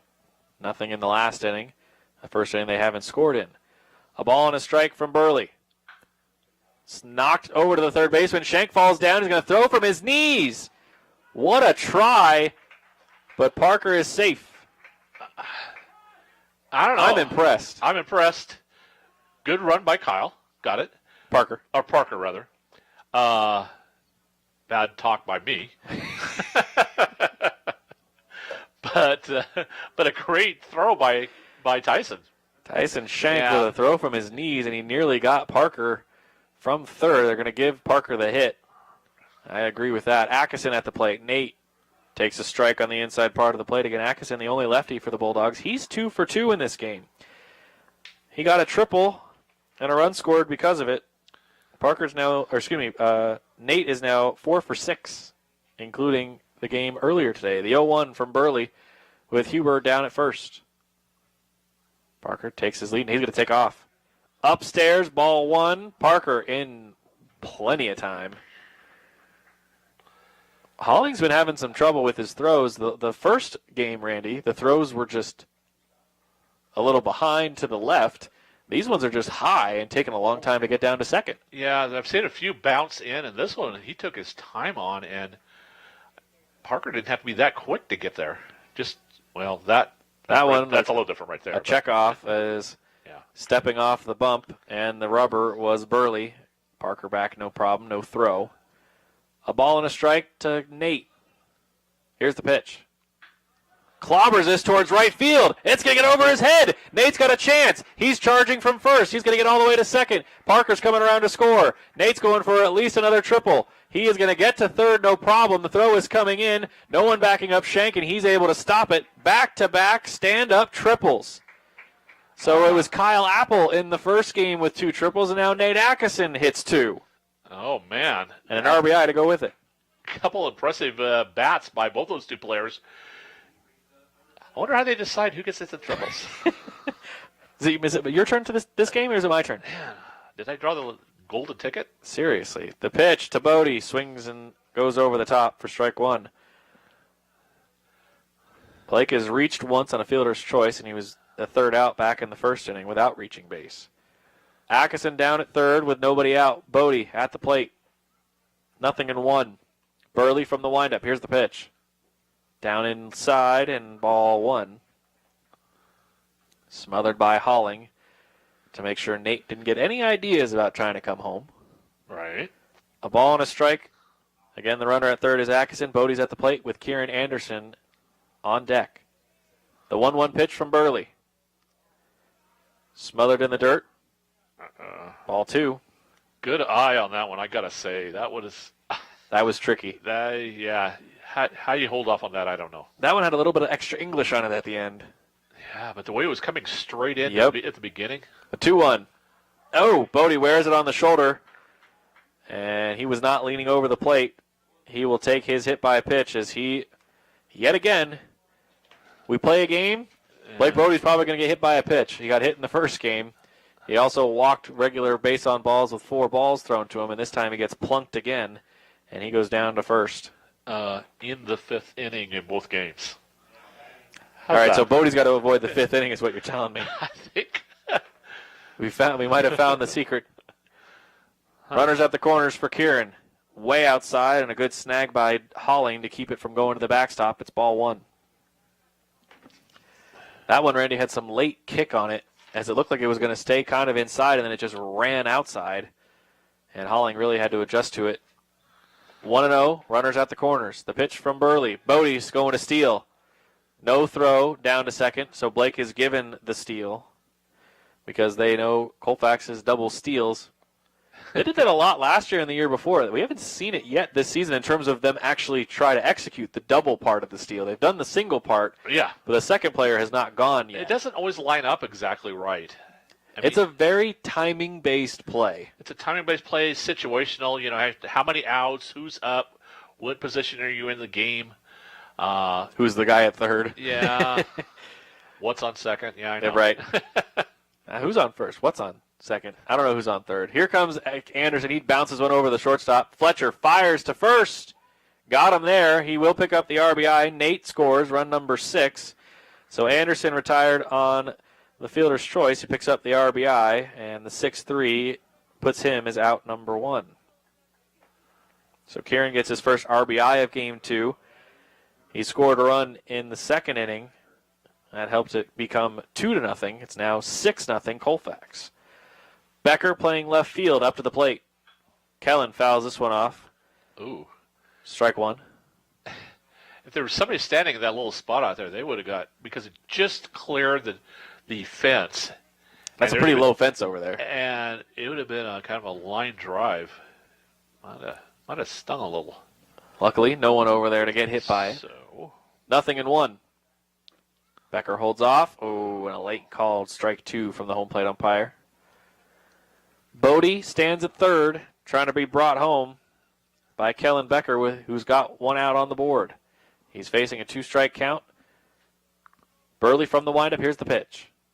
Bouncing ball. That one is foul. And the count will stay at 0-2. Becker's had some solid at-bats, and he's also had some where he's just hasn't been able to pull it fair. A lot of times where it just goes foul. 0-2. Becker with the bat on his shoulder, waiting for Burley to like a pitch called from his catcher Halling. Here comes the 0-2 from Burley. Swing and a miss. Kellen is out number 2, and brings up third baseman Lane Gingrich. Lane again had a tough first couple of plate appearances in game number 1. Right to the first baseman, then right to the third baseman. Then he had back-to-back at-bats in the 6th inning, where he had 2 at-bats in the 6th inning. He singled both times. He would score once. Sorry, he doubled once and scored once. He would also get 2 runs batted in as he takes strike 1 here in his third at-bat here in game 2. Burley long look in. The 0-1 pitch. Goes outside, ball 1. Lane struck out looking on a kind of questionable pitch back in the second. And then he popped up on the first pitch he saw to the shortstop back in the 4th. was that reach that Fletcher had that was like, I didn't think he was going to make? That one was Kieran's. That was Kieran's. That's going to be a shot out into the shallow right field area, and that one is caught by the second baseman, as that is Carr making the catch. That'll do it for inning number 5 on the Colfax side. We go to the bottom half of the inning, and it will be the third baseman, Tyson Shank, to lead things off for Liberty when we come back on 1450 KCLX and online at listentothegame.com. I'm here. 90, please. Okay. Thanks.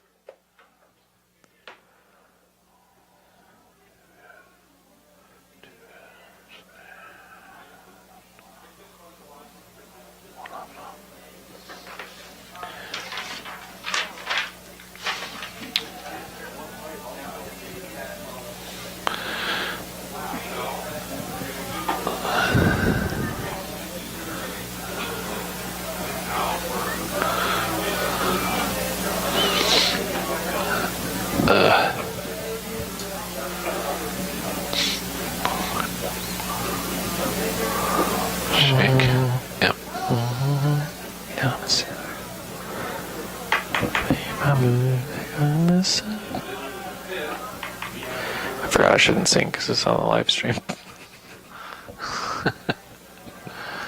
Your choice. 30 seconds. I choose no.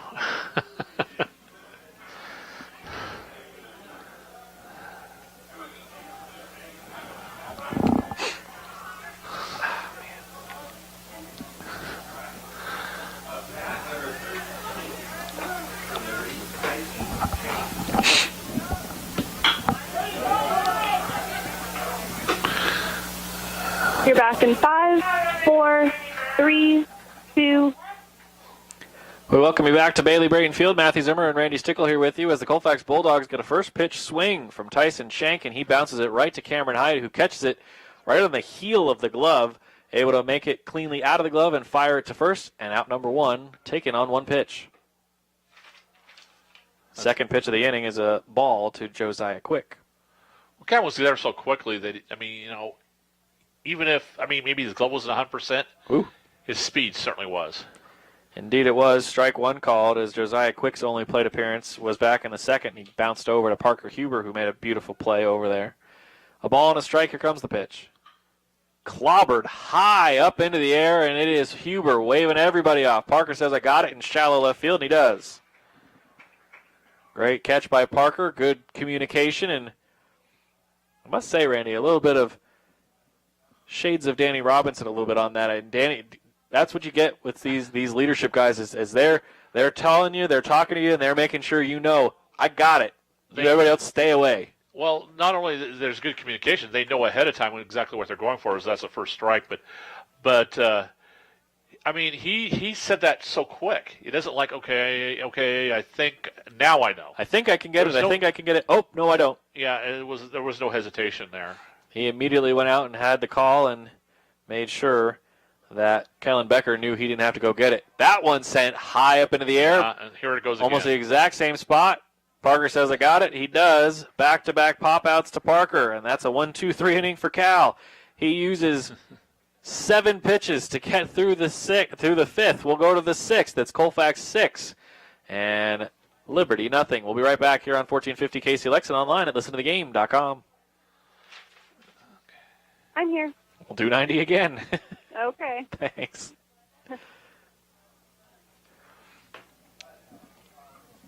Yeah. What inning we in? Okay. Going to the top of the 6th. Yeah, so we could shorten it, but it's going to be tough. We just haven't had the offense in this game as much. It's not a bad thing. We're going to have to get used to playing 7 innings.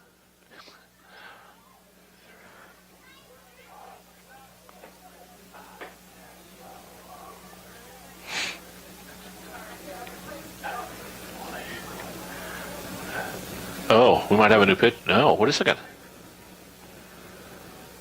Number 5.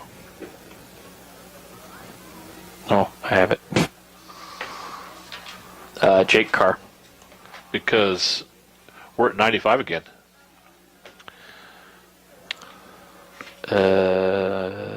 Pitches. I know that. 30 seconds. Thank you. I was trying to figure out who went where. That's what I was and I figured it out.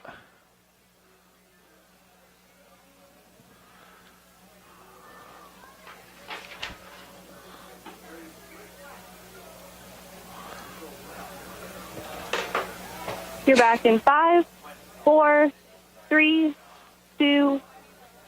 We welcome you back to Bailey Brayton Field with a number of changes to let you know about. The Liberty Lancers have made those changes on the defensive end. On the mound now and pitching will be Jake Carr. Second baseman moves to the mound. Burley, the pitcher, goes to shortstop, and the shortstop, Fletcher, goes to second base. So again, everybody else staying the same. So here's your new lineup on the defensive side. Carr is pitching. Still behind home plate, Holling. First base, Beach. Second base, Fletcher. Burley at shortstop. Third base, Shank. Left field, Josiah Quick. Center field, Watson. And right field, Jonah Quick. First pitch for Carr to Cam Hyatt. Whoa. Outside. Strike 1 is called. That looked outside on the line of the other batter's box to me, Randy. Not sure how you saw that one, but 0-1 is the call. As Cam behind now, Quick. Here comes the pitch from Carr. Held off on it, and this one he's gifted, or maybe not gifted the right word, but good eye from Cam. 59 miles per hour from Carr, so you can see the drop-off between the starters to the relief pitchers, and it's 1-1. Carr, long look. Now he comes from the windup and the pitch. I'll be honest, Randy, he started that, and he did not seem comfortable from the first step off, and that ball went way low and skittered underneath the glove of the catcher Holling. Yeah, if there was a base runner on. Something about the way Carr set up, he didn't seem very comfortable, and then it showed throughout the entire windup and delivery. 2 balls and a strike. The pitch. Cam sends it sharply foul for strike 2. One of the things that we don't see a lot at the parks that we go for is because it's a high school level, but we've seen it a lot more at the major league level, the netting that extends out.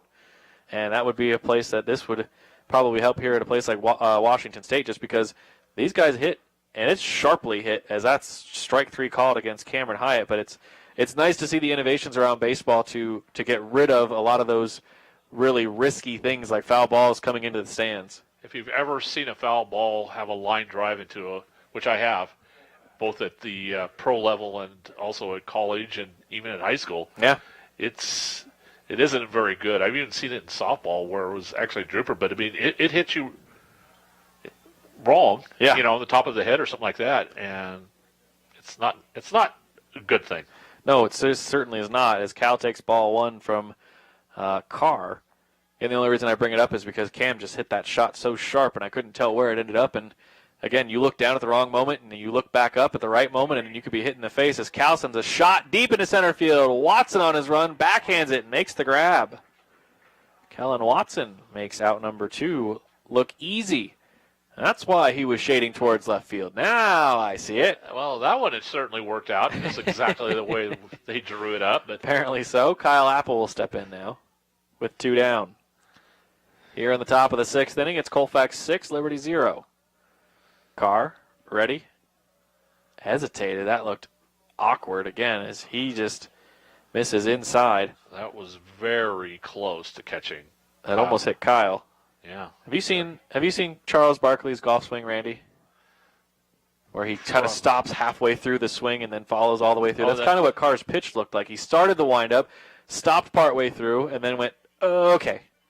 That's when he almost hit Kyle. Kind of a jerky move. Yeah, it wasn't quite as bad as the Barkley golf swing, but nothing's that bad. Well, yeah, he hits the golf ball the way he talks. Kind of in jerks.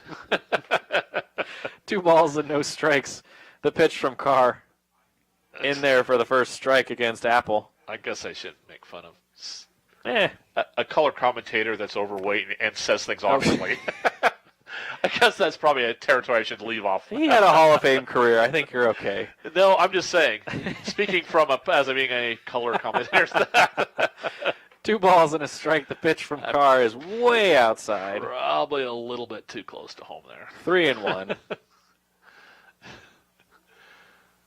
Carr, again, has only had trouble with pitches when he just doesn't seem, I don't want to say committed to them, but it just seems like he has this awkward hitch in his step when he delivers a bad pitch. 3 balls and a strike. Nobody on base with 2 down. Apple is at the plate. There it is again, the pitch. It's outside that's ball 4. It's almost, again, it's hard to really describe it through the radio side of it, but Carr just seems to hesitate, then he kind of stutters, or he stutter steps, or his arm jerks, or something happens, and it's just the tiniest bit that throws him off. It's not like a flow. There's an interruption in the flow. I don't know. And when he's on, he's got good flow, but when he's throwing some of these misses, it's because he's just doesn't seem like he's fully into it with whatever pitch he's trying to be committed to. And really don't know how old he is. I mean, he might be young. Yeah. I just don't know.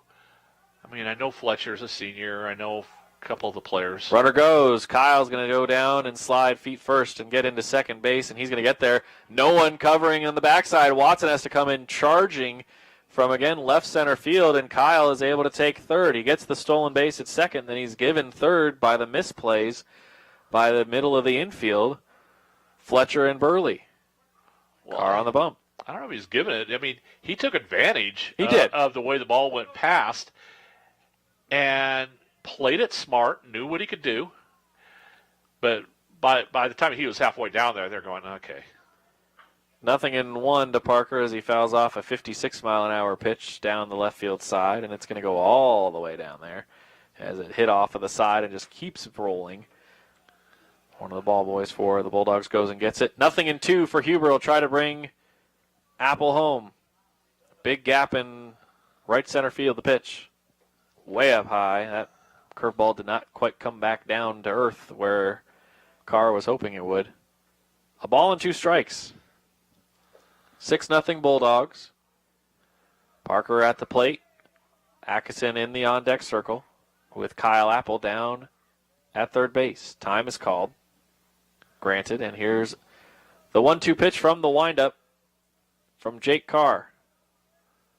On the way. Down and away for ball 2. Count goes even, 2-2. Parker Huber, after flying out twice to the right fielder, picking up an RBI on a sacrifice fly, he would single in the 5th and score run number 5 in that 5th inning, as Colfax sits at the lead right now, 6-0. 2 balls, 2 strikes, 2 outs on the board with a runner at third. Just missed it outside as Parker left it the whole way, and that one was a tough one to hold off on. It certainly was, and I'm impressed. I've said this before, probably not very much, but the way that the veteran bats for Colfax will fight back from being down. That's hard to do. From 0-2 to 3-2. Parker called time before Carr balked. So 3 balls and 2 strikes. Carr is ready. Huber is ready. The payoff pitch. Low, ball 4. Parker says thank you very much and takes his base. Nate Atkinson has some serious power. We saw the pop at Reardon when he brought home a 2-run homer in the first game against Reardon. We saw Cal hit a home run against Reardon. We saw Parker hit a home run against Reardon. Bulldogs have not hit a home run today, so that did break their 4-game-in-a-row streak. But again, with the fences at 330 and 400, the closest thing you're going to get is an inside the park home run, which would still count. It'd be fun to have, but still, it's one of these players hits it over the fence. When I said I saw it before, the fences were different. The field was That's different. very true. Here at the field, it wasn't quite as far out, but it was still pretty far. And one of these high school players hits it over the fence, and we might see it in the Daily News. A ball and no strikes. 2 outs are on the board. 2 runners are on base. Apple at third with Huber at second. Carr continues the long look in, and he fires. Huber's going to go down to second. Coming home to score is Apple. The ball has gotten away. Parker's going to go from first to third. Wow. Parker Huber steals second. Kyle Apple comes home on the pass ball. It's 7-0 Colfax, and Parker Huber gets all the way to third. Kyle still steals 2 bases in a row. Parker steals 2 bases in a row. I think we know that Colfax likes to steal the bases. Do they now? I think that secret is out. That's unfortunate. Broke that code, didn't we? 2 balls and no strikes to Nate. All right. Outside for ball 3. You know what? They've done that for, oh no. Almost ever? There we go. Okay, there we go. I saw it 2-1 for a second. That's the first time we've seen them change. 3 balls and no strikes. A runner at third for Nate. Here comes the pitch. Nate was taking that the whole way. Had the bat on his shoulder. It never left. Yeah. And the lefty says, fine, throw a strike. Now I know what it looks like. 3-1. Back-to-back triples for Nate. He scored later on those. He's also got a single to his credit in this game. 3 balls, 1 strike, 1 on, 2 out. The pitch from Carr. Bounced in there, ball 4. The lefty will say thank you very much and take his base. Coming to the plate now, Blake Bodie is. Tanner Halling going to get a chance to go talk to his pitcher halfway between home and the mound. Gives us a chance to remind you today's game brought to you in part by Chipman and Taylor Chevrolet, Colfax Monument, Mountain View Automotive, Jones Truck and Implement, Nolan Heating and Air, Whitman Hospital, the Rosars and Colfax, the Wilbur Ellis Company, Microwag, GCAM Plasma, Meineke Car Care Center, and Redinger Heating and Cooling. After the conversation, Halling was not quite finished. He steps back out in front of home plate, gives the sign to the defense on where to go and what to be ready for. 2 on, 2 out. Runners are at the corners for Blake Bodie. The center fielder way out in left center field as that's strike 1 to Blake. Blake has been hit by a pitch in back-to-back games. In the 5th inning in both games, he worked his way on base with a fielder's choice, and he also was out number 3 back in the 1st inning. No balls and a strike. Again, 2 on and 2 out here in the 6th. Colfax 7-0. Here's the pitch. Nate trying to steal. No throw from Holling. Nate will get there. Trying done. Trying and stolen. Target acquired and taking the base. No balls and 2 strikes is Bodie. Time for him to battle. 2 on, 2 out. The 0-2 pitch on the way. Bounces in. Huber was ready to scramble, and Holling had it bounce off his chest plate. And then Parker had to scramble back to third. A ball and 2 strikes now. As Bodie gets ready. Carr is ready from the windup. Still not quite. There we go. From the windup, the 1-2 pitch. Bounces in again. Bodie puts the hand up to make sure Huber sees. It's not safe to run home. Well, it bounced in front of him, too. But Yep. Sometimes you don't always see from the bases. Especially with a right-handed batter standing right in the way from third base. It's hard to see around. 2-2. Again with 2 on and 2 out.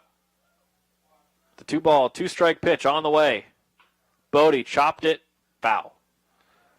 Kept himself alive. That was the important part. See what Blake can do. With 2 out and runners on second, third, that's all you have to do, really. I mean, just keep yourself alive. Keep the at-bat going. Bodie's pretty good at that. He fights Really back is. very well. Bodie twirls the bat twice. It's back to his shoulder. The right-hander ready for the right-handed delivery from Jake Carr. 2 balls, 2 strikes. Here comes the pitch. Outside, it's running away. It's into the backstop. Bodie throws his bat away as it was. Apparently, that was actually, I forgot about that. That was ball 4. That's part of it, too.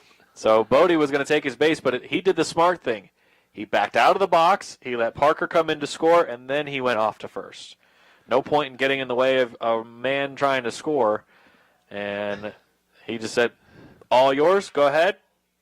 Now, wait a second here. Or did they Wait a say second. that was still 2-2? I was wondering what happened there. All right. So apparently they lost track of the count. Bodie does not get ball 4. We had everything. We were right. It was 2-2. And now we're going to check. Okay.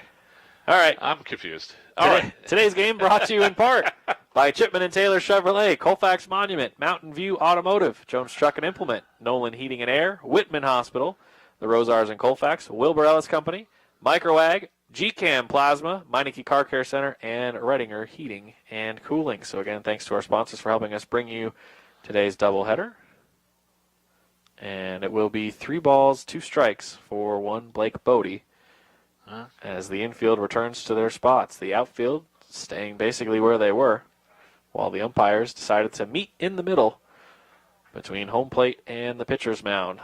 3-2. Full count with 2 outs and a runner at third base. Bodie ready. Carr ready. The pitch. Bounces in there. Bodie says, now I'll take my base. Thank you very much. We could have done this a little bit ago. He says, you remember me doing this a moment ago? Remember when I did this like 20 seconds ago? I'm going to go do it again. Is that okay with you I'll guys? do exactly the same thing. It seemed like a more aggressive flip back to the dugout, kind of in a, I knew what was going on, Yeah. and now I've got it twice. Up to the plate, the center fielder, Kieran Anderson, will face off with Jake Carr as Danner Holling now again reassigns the defense, reassigns everyone, and the signs have been given, and now Anderson twirls the bat to his shoulder. 2 on, 2 out. Carr struggling to get out of the inning. Got the first 2 outs, haven't gotten one since the pitch. Swing and a miss from Kieran. He wanted every bit of that ball, and it just goes down to strike 1. Kieran has a base hit in the second, a stolen base where he also scored, and then he received an RBI after he helped get home a run in the 5th, but he was out in his last 2 at-bats. 0-1 for Kieran as Jake will pitch from the stretch. Strike 2 and going and taking second base is Blake Bodie. So everybody in this inning that's reached base, Apple, Huber, Atkinson, and Bodie, Atkinson and Bodie still on base, each of them have stolen second base. 0-2 to Kieran with 2 on and 2 out. Carr, long look in. Now he finally is ready and fires. Bouncing in there for ball 1. Starting to wonder if he was going to pitch there, if he was going to just take time out. Yeah, the clock was running, and I was waiting for Kieran to step out or ask for time. something. A ball and 2 strikes, 2 on, 2 out. The runners at second and third. Oof. Got him on the outside corner and caught him looking. Strike 3 called. We'll go to the bottom of the 6th inning. It's Colfax 8, Liberty nothing here on 1450 KCLX and also online at listentothegame.com. I'm here. 90. Okay. Thank you. I have no hits in that inning.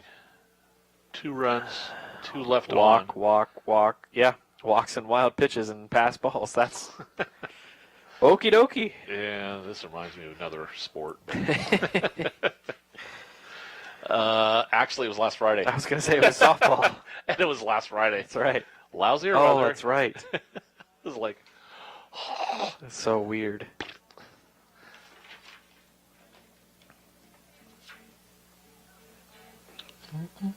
all right, I need the pitch count now. After this break, we just have 3 more spots. Sweet. That's awesome. Nice job, Rebecca. Thank you. All right. I was really hoping we were going to get those 2 runs across so we could be done after the 6th. 30 seconds. Thank you.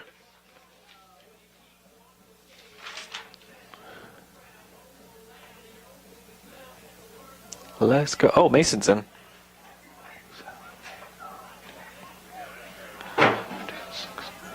That was unnecessarily loud. You're back in 5, 4, 3, 2. We welcome you back to Bailey Brayton Field here in Pullman, Washington at Washington State University. The Colfax Bulldogs have made a substitution on the defensive side at third base. No longer Lane Gingrich. It's now Mason Miller. Strike 1 thrown from Cal to the center fielder Watson. So no balls and a strike. Long layoff for Cal in that 6th inning. Kyle has that ball bounce out of his glove. So Randy and I were talking about it during the break. Hyatt strikes out looking. Gregory flies out on the second pitch. And then walk with stolen base, pass ball, wild pitch, all those different things thrown in there. Not a single hit for Colfax in the 6th inning, and yet they scored 2 runs and had 2 more ready to come home. On second and third. It's crazy. Cut on and missed on a 1-2 pitch, and down goes Watson as he is yet another strikeout victim for Cal Gregory. Also, let's just go through it like this. Cal comes into this inning with 49 pitches thrown. Wow. In 5 innings. That's impressive. First pitch ball. Carr had 33 in 1 inning. That last inning. That hurts. That's just numbers. Yeah. Just talking numbers there. Numbers never lie. A ball and no strikes to the designated hitter, Riricic. Oof. Outside corner, just missed ball 2. So again, the point I was trying to make is that Cal spent a lot of time in the dugout because he was popped out on the second pitch of his at-bat. And it is strike 1 there. 2 balls and a strike for Cal. He's got 1 out on the board. It's Colfax 8, Liberty 0. Here comes the 2-1. Bottom of the zone, strike 2. Riricic struck out looking on an 0-2 pitch back in the, that would be back in the 3rd inning when Cal was mowing him down. The 2-2 pitch. Just got a piece of it. Riricic gets contact and sends the ball all the way basically back to home plate. The umpire probably could have gotten that himself, but Fletcher is able to get there and help him out. 2 balls, 2 strikes, stays the count after the foul off by Riricic. Top of the order in. Fletcher will be up next. The pitch. Strike 3 called. Got him looking again as Cal has now retired Riricic twice on a strikeout, and he caught staring at it. Just done a great job of taking care of most of this order. 6 strikeouts before this inning. He's got 8 total now. That's the number he's got on his back, and the scoreboard has the number of runs for the Bulldogs. Bouncing ball headed to Miller. Mason just came in on the defensive side. Charging is Fletcher. Throwing is Miller, and it's in time to Atkinson for out number 3. Cal is through 6. We'll take a break. When we come back, it's Colfax 8, Liberty nothing. Top of the 7th, and we'll be right back here on AM 1450 KCLX and also online at listentothegame.com. I'm here. I'm losing it. 60. Okay. We are not on AM 840. That's a lie. That would be the Mariners tomorrow. What's Chance doing? He's walking around. It's hanging out. Having a good time. So 60 pitches now in 6 innings. That's averaging 10. 30 seconds. Could you Perfect. Could you be more consistent? I don't know.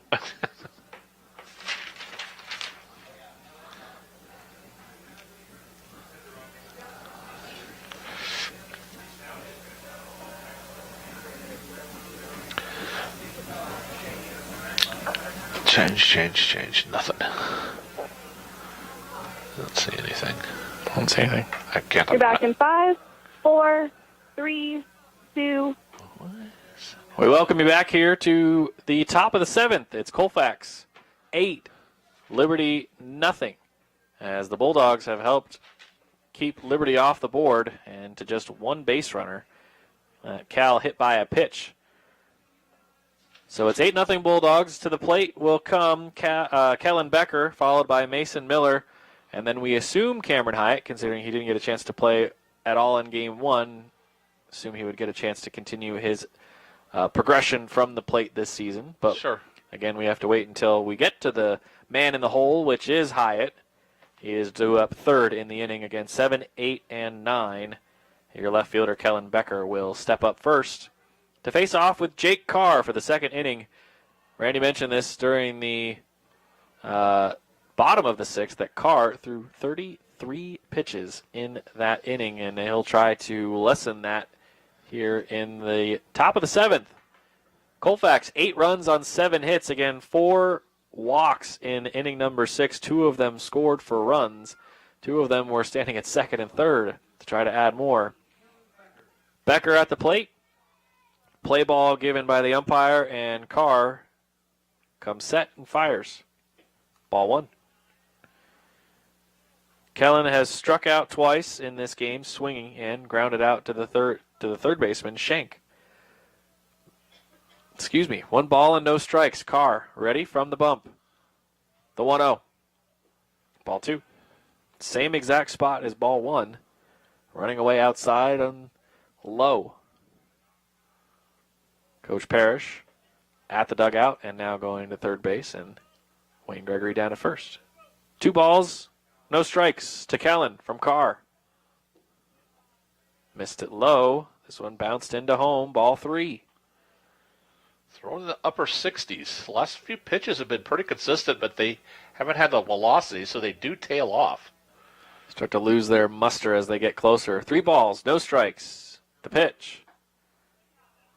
Ball 4. So Kellen is off with a 4-pitch leadoff walk. And it will bring Mason Miller to the plate for the first time today in either of the 2 games. And Cam will be replaced, at least on the batting side, at least for this inning, as Brett Kincaid will get his chance. There you go. The senior. So Mason Miller up at the plate now. Brett will be at least getting a chance to go because he is due up. So even if Mason were to bounce into a double play, Brett would still get a shot at the plate. But we're a positive group up here. So Becker's down at first and Miller's at the plate. First pitch to Mason. Way outside, ball 1.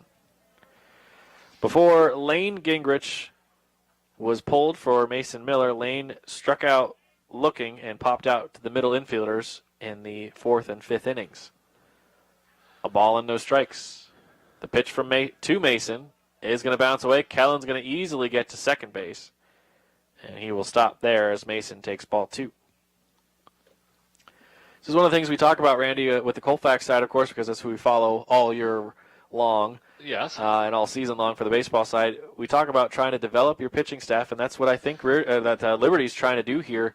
They just haven't been able to get their guys to find the strike zone as much. Well, we've talked about it a little bit in the last couple of games. The Colfax is definitely has a swing and a miss, but how many pitchers have they used?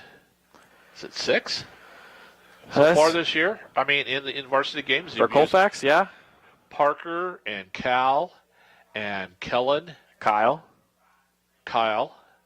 There's 4.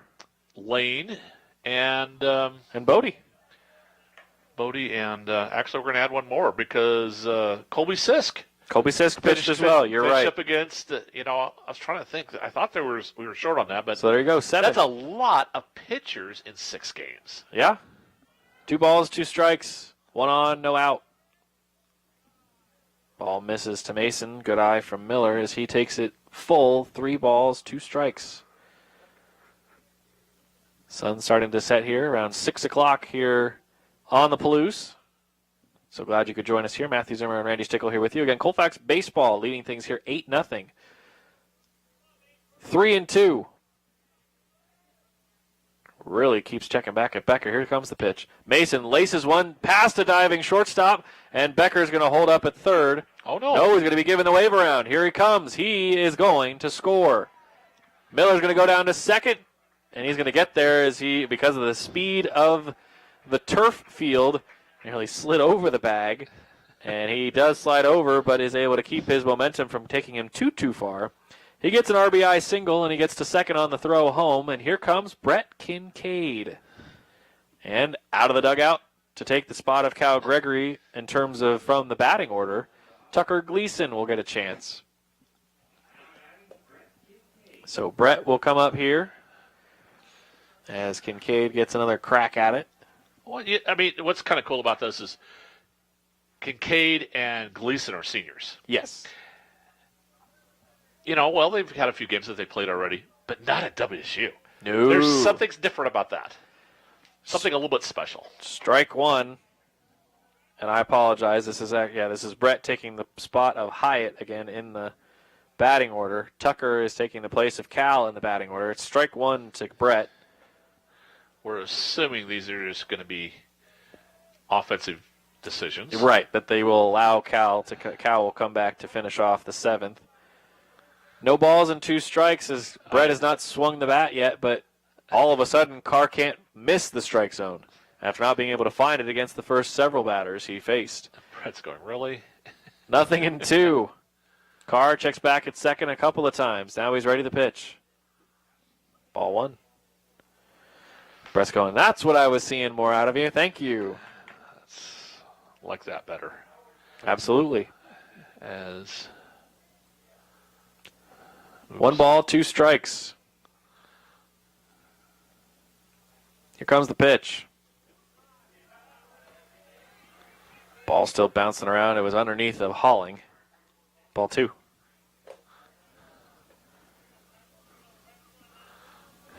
Two balls, 2 strikes. Nobody out. Runner over at second base. He's set. He's ready. The 2-2 pitch from Carr. And Brett goes down looking. And he's out number 1. And now the power bat. Tucker Gleason. Tucker comes in and says to the home plate umpire, I'm number 20. Yeah. In for number 8. And then the umpire yells it over to the dugout for Liberty. And Jake Carr looks at Tucker Gleason, and he kind of looked at him and then looked back at his infield and went, are you kidding me? Yeah. This guy is huge. Where did this guy come from? He's going to be the catcher? First pitch to Tucker. Wow. Outside corner strike. Are you kidding me? He hadn't hit that at all yet. He finds it right there. The only reason I'm saying this is because Tucker hasn't played for many, many years, but gosh, if he was a catcher, you couldn't get it over the top of him. I mean, that's true. He's got height like nobody's business. In fact, I don't know if you could get around him, and I don't know if anybody would challenge him on running into home. You want to come run this down? All right, good luck. The 0-1 cut on and missed. Strike 2. So right now, it's Gleason at the plate with Carr ready. Tucker's ready. Runner down at second. The pitch. Cut on and missed, and Tucker can run down to first. And the strikeout, they got it. Oh, no! Tucker lost his feet from out from under him. He is strikeout number 4. Tucker slipped and fell, and he gives a high five to Kyle Apple in frustration of, man, I thought I might be able to beat that out. He's out number 2 as his throw down from 2 to 3. Well, he didn't challenge it to start off with. Then they went to try to go to third. He tried to get Mason, which I understand. But anyway, very unusual play. Very unorthodox all over the place. And ball 1 thrown to Kyle. Cal out for Tucker to get a chance to hit. We expect to see Gregory in the bottom of the 7th. Colfax 9-0 with the 10th run, trying to get home from third base. The 1-0. It's down low for ball 2. 2 balls, no strikes. 1 on, 2 out. Kyle Apple at the plate. He reached on his last plate appearance on a walk and would score run number 7. 2-0. From the windup, here comes the pitch from Carr. Ooh! Kyle just got pegged on the backside. Couldn't tell if it was on his rear end or the back of his leg, but he certainly wore that one as he gets hit by a pitch and heads down to first.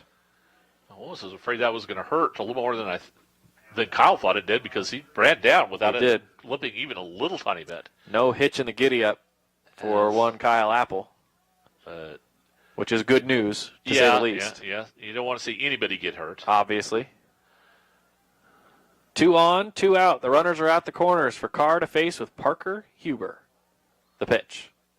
Parker smacks it down the right field line. This one should be fair. It is!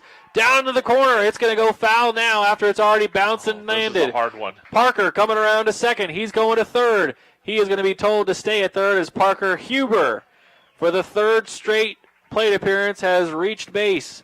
A single, a walk, and now a 2 RBI triple. It's 11-0 Colfax. Well, maybe this field isn't built for home runs, but I tell you, it's built for triples, as we've seen more triples already today than we've seen in a long time. Had none. Maybe one coming into this game this season. Well, I'm not even sure if it's a clear triple. Right, that's true. That's a good point. I don't know. Nate wants to join back in on the triple action as he has 2 in this game. That's a swinging strike as he sends that ball way out into the left side. As everybody's looking to the left, like maybe it Wonder where that went. Shocked somebody that was in the stands, possibly. It sounded like it went too far. It looked like it was going to go way too far to stay in the stands, but maybe I'm wrong. Unless it bounced back. I don't know. No balls, 1 strike, 1 on, 2 out. The pitch. Bounced in there. Atkinson tried to just get out of the way. Nate doesn't want to be called for interference of any kind as Holling was trying to get the baseball, and Nate's trying to dance around going, I'm sorry, I don't want to be in the way, I'm sorry. I can't dance well, but I'm trying. I'm trying to get out of the way for you. Parker was not going anywhere. He was planted at third. He was ready to run just in case, but he was not coming home. The 1-1 pitch to Nate. Smacked on to the right side. It's through. Scoring is Parker. And reaching on another RBI single is Nate Atkinson. His first RBI of the day from the singles side. He also got an RBI on his 2nd triple. And now the ball rolling around, and he's going to get to second. Well, he's paying attention more than, anybody else here. Yeah, I was looking down, writing in my score sheet what he had done. Me too. I was paying attention. I looked back up, and I'm going. Look there and go, why isn't he on first? And I went, where is he going? I see, as they're kind of bobbling the ball in the infield a little bit, that just heads up in awareness. The pitch is low to Blake Bodie for ball 1. Blake has reached on a fielder's choice, been hit by a pitch, and walked. He has been stranded every time he's reached in this game. He has had that a lot over the year, too. He just kind of gets stuck. He's in that part of the lineup where sometimes guys hit, sometimes guys don't, and when he's been on base today, he's just gotten stuck. And he's got a pair of stolen bases to his credit, too. He's stolen second twice. Certainly has. I mean, it's not that he's not an aggressive base runner. I was He like, has the exactly. It's speed, not and from he's lack of trying. And he's got on plenty of times, but for some reason, there's a little more mud when he gets out there. Right. A ball and a strike. Runner at second is Atkinson. The pitch bounced way out in front of home plate and stopped beautifully by Halling. 2-1. 12-0 Colfax as we crossed 6 o'clock about almost 10 minutes ago. It's 6:08 now. 2-1 pitch coming from Carr. Missed it outside. Sorry, inside. On the righty, Bodie. Blake takes one half practice swing, and he'll step back in. 3 balls, 1 strike. Anderson on deck to make him the 9th batter to the plate for Colfax. Will he get that chance? Atkinson goes sprinting back to second after Carr stepped off. Nate takes back his lead. 3 balls and a strike. Carr looks at second. Now he comes home. Bodie on a ground ball headed towards shortstop. Up with the ball and firing to first in time. Beautiful play there by Burley as he finishes the job. The 6-3 force out is out number 3. We've got the bottom of the 7th to play. It's Colfax 12 and Liberty 0. We'll be right back here on 1450 KCLX and online at listentothegame.com. I'm here. 60, please. Okay. Thank you.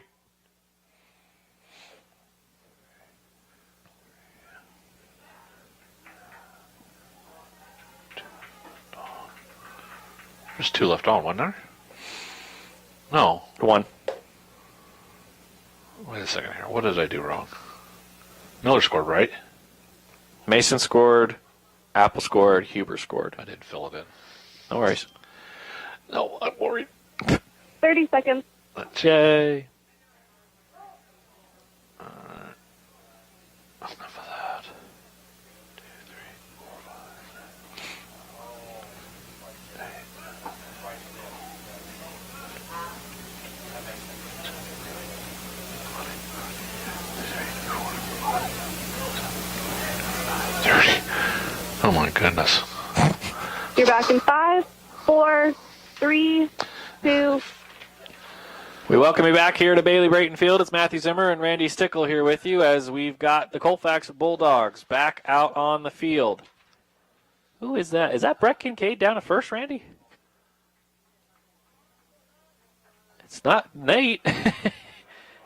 It might be. We've got some movement, and not a lot of it, but we've got some movement, and it looks like we've got Brett down at first. Cal's on the bump, trying to wrap the game up. The first pitch. Strike. What else would it be? To the new pitcher, Jake Carr. Cal's going to come after you, and he's going to attack early. Ahead, 0-1. Okay, this is going to be out, but right now, currently, Carr's got more pitches thrown than Cal does in the game in those 2 innings. Wow. Ground ball headed towards second. Up with the ball. Cam bobbles it, fires to first, and caught. That is not. That's, I don't have my numbers in front of me off the top of my head. Here we go. Hang on 1 second. As that is for Colfax. I keep going to the wrong places to find all my numbers. I don't have everybody's number memorized from the bench. Nope, that's the wrong thing. Still no. Here we go. Dylan Nails is over at first. Oh, at least his number. Nope, it's not Dylan Nails. I was like, it's his number over there. Yeah, because I can tell. Can't. Yeah, I was like, you never his faces better than I do. Well, he's not also. Ball 1. He retired. I remember. It's going. That's interesting. Wait a minute. How could that? How could he be here? Cal is behind 2-0. The pitch swung on, hammered high. It's not very deep though. Anderson calls off the right fielder in Blake Bodie and retiring Burley for out number 2. 1 out to go for Cal. It's Noah Beach, the cleanup hitter. Here in the bottom of the 7th, Colfax leading 12-0. 2 out on the board. The pitch from Cal. Grounded foul for 0-1. I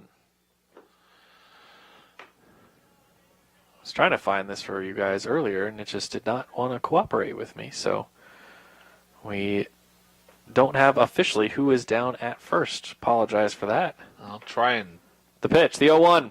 eyeball it here. Missed it. Ball 1. Ball gets away from Cal as it got back to the mound. A ball and a strike. 2 outs on the board. The pitch to Beach. Ground ball headed towards short.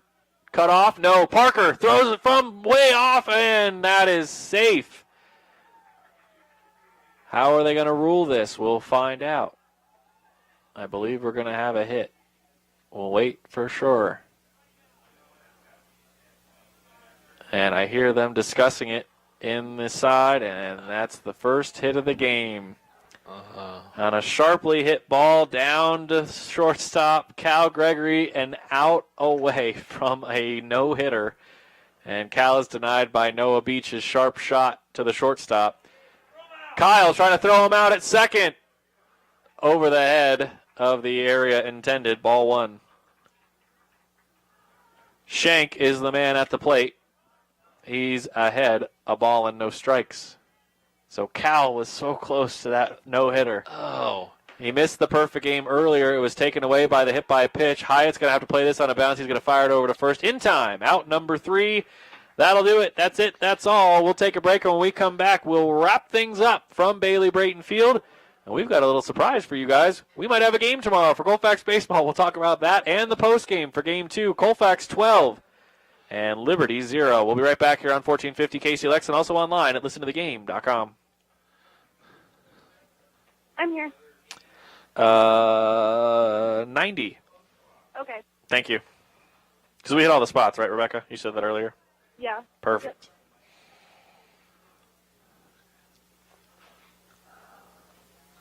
Where's... Who is that? You're on the live stream. Be careful. Well, I'm just trying to figure out who that first baseman was. I know. I can't figure it out either. I couldn't tell. I couldn't see his face. Oops.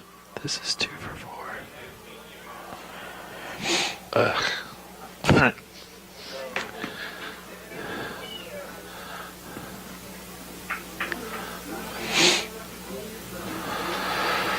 Okay.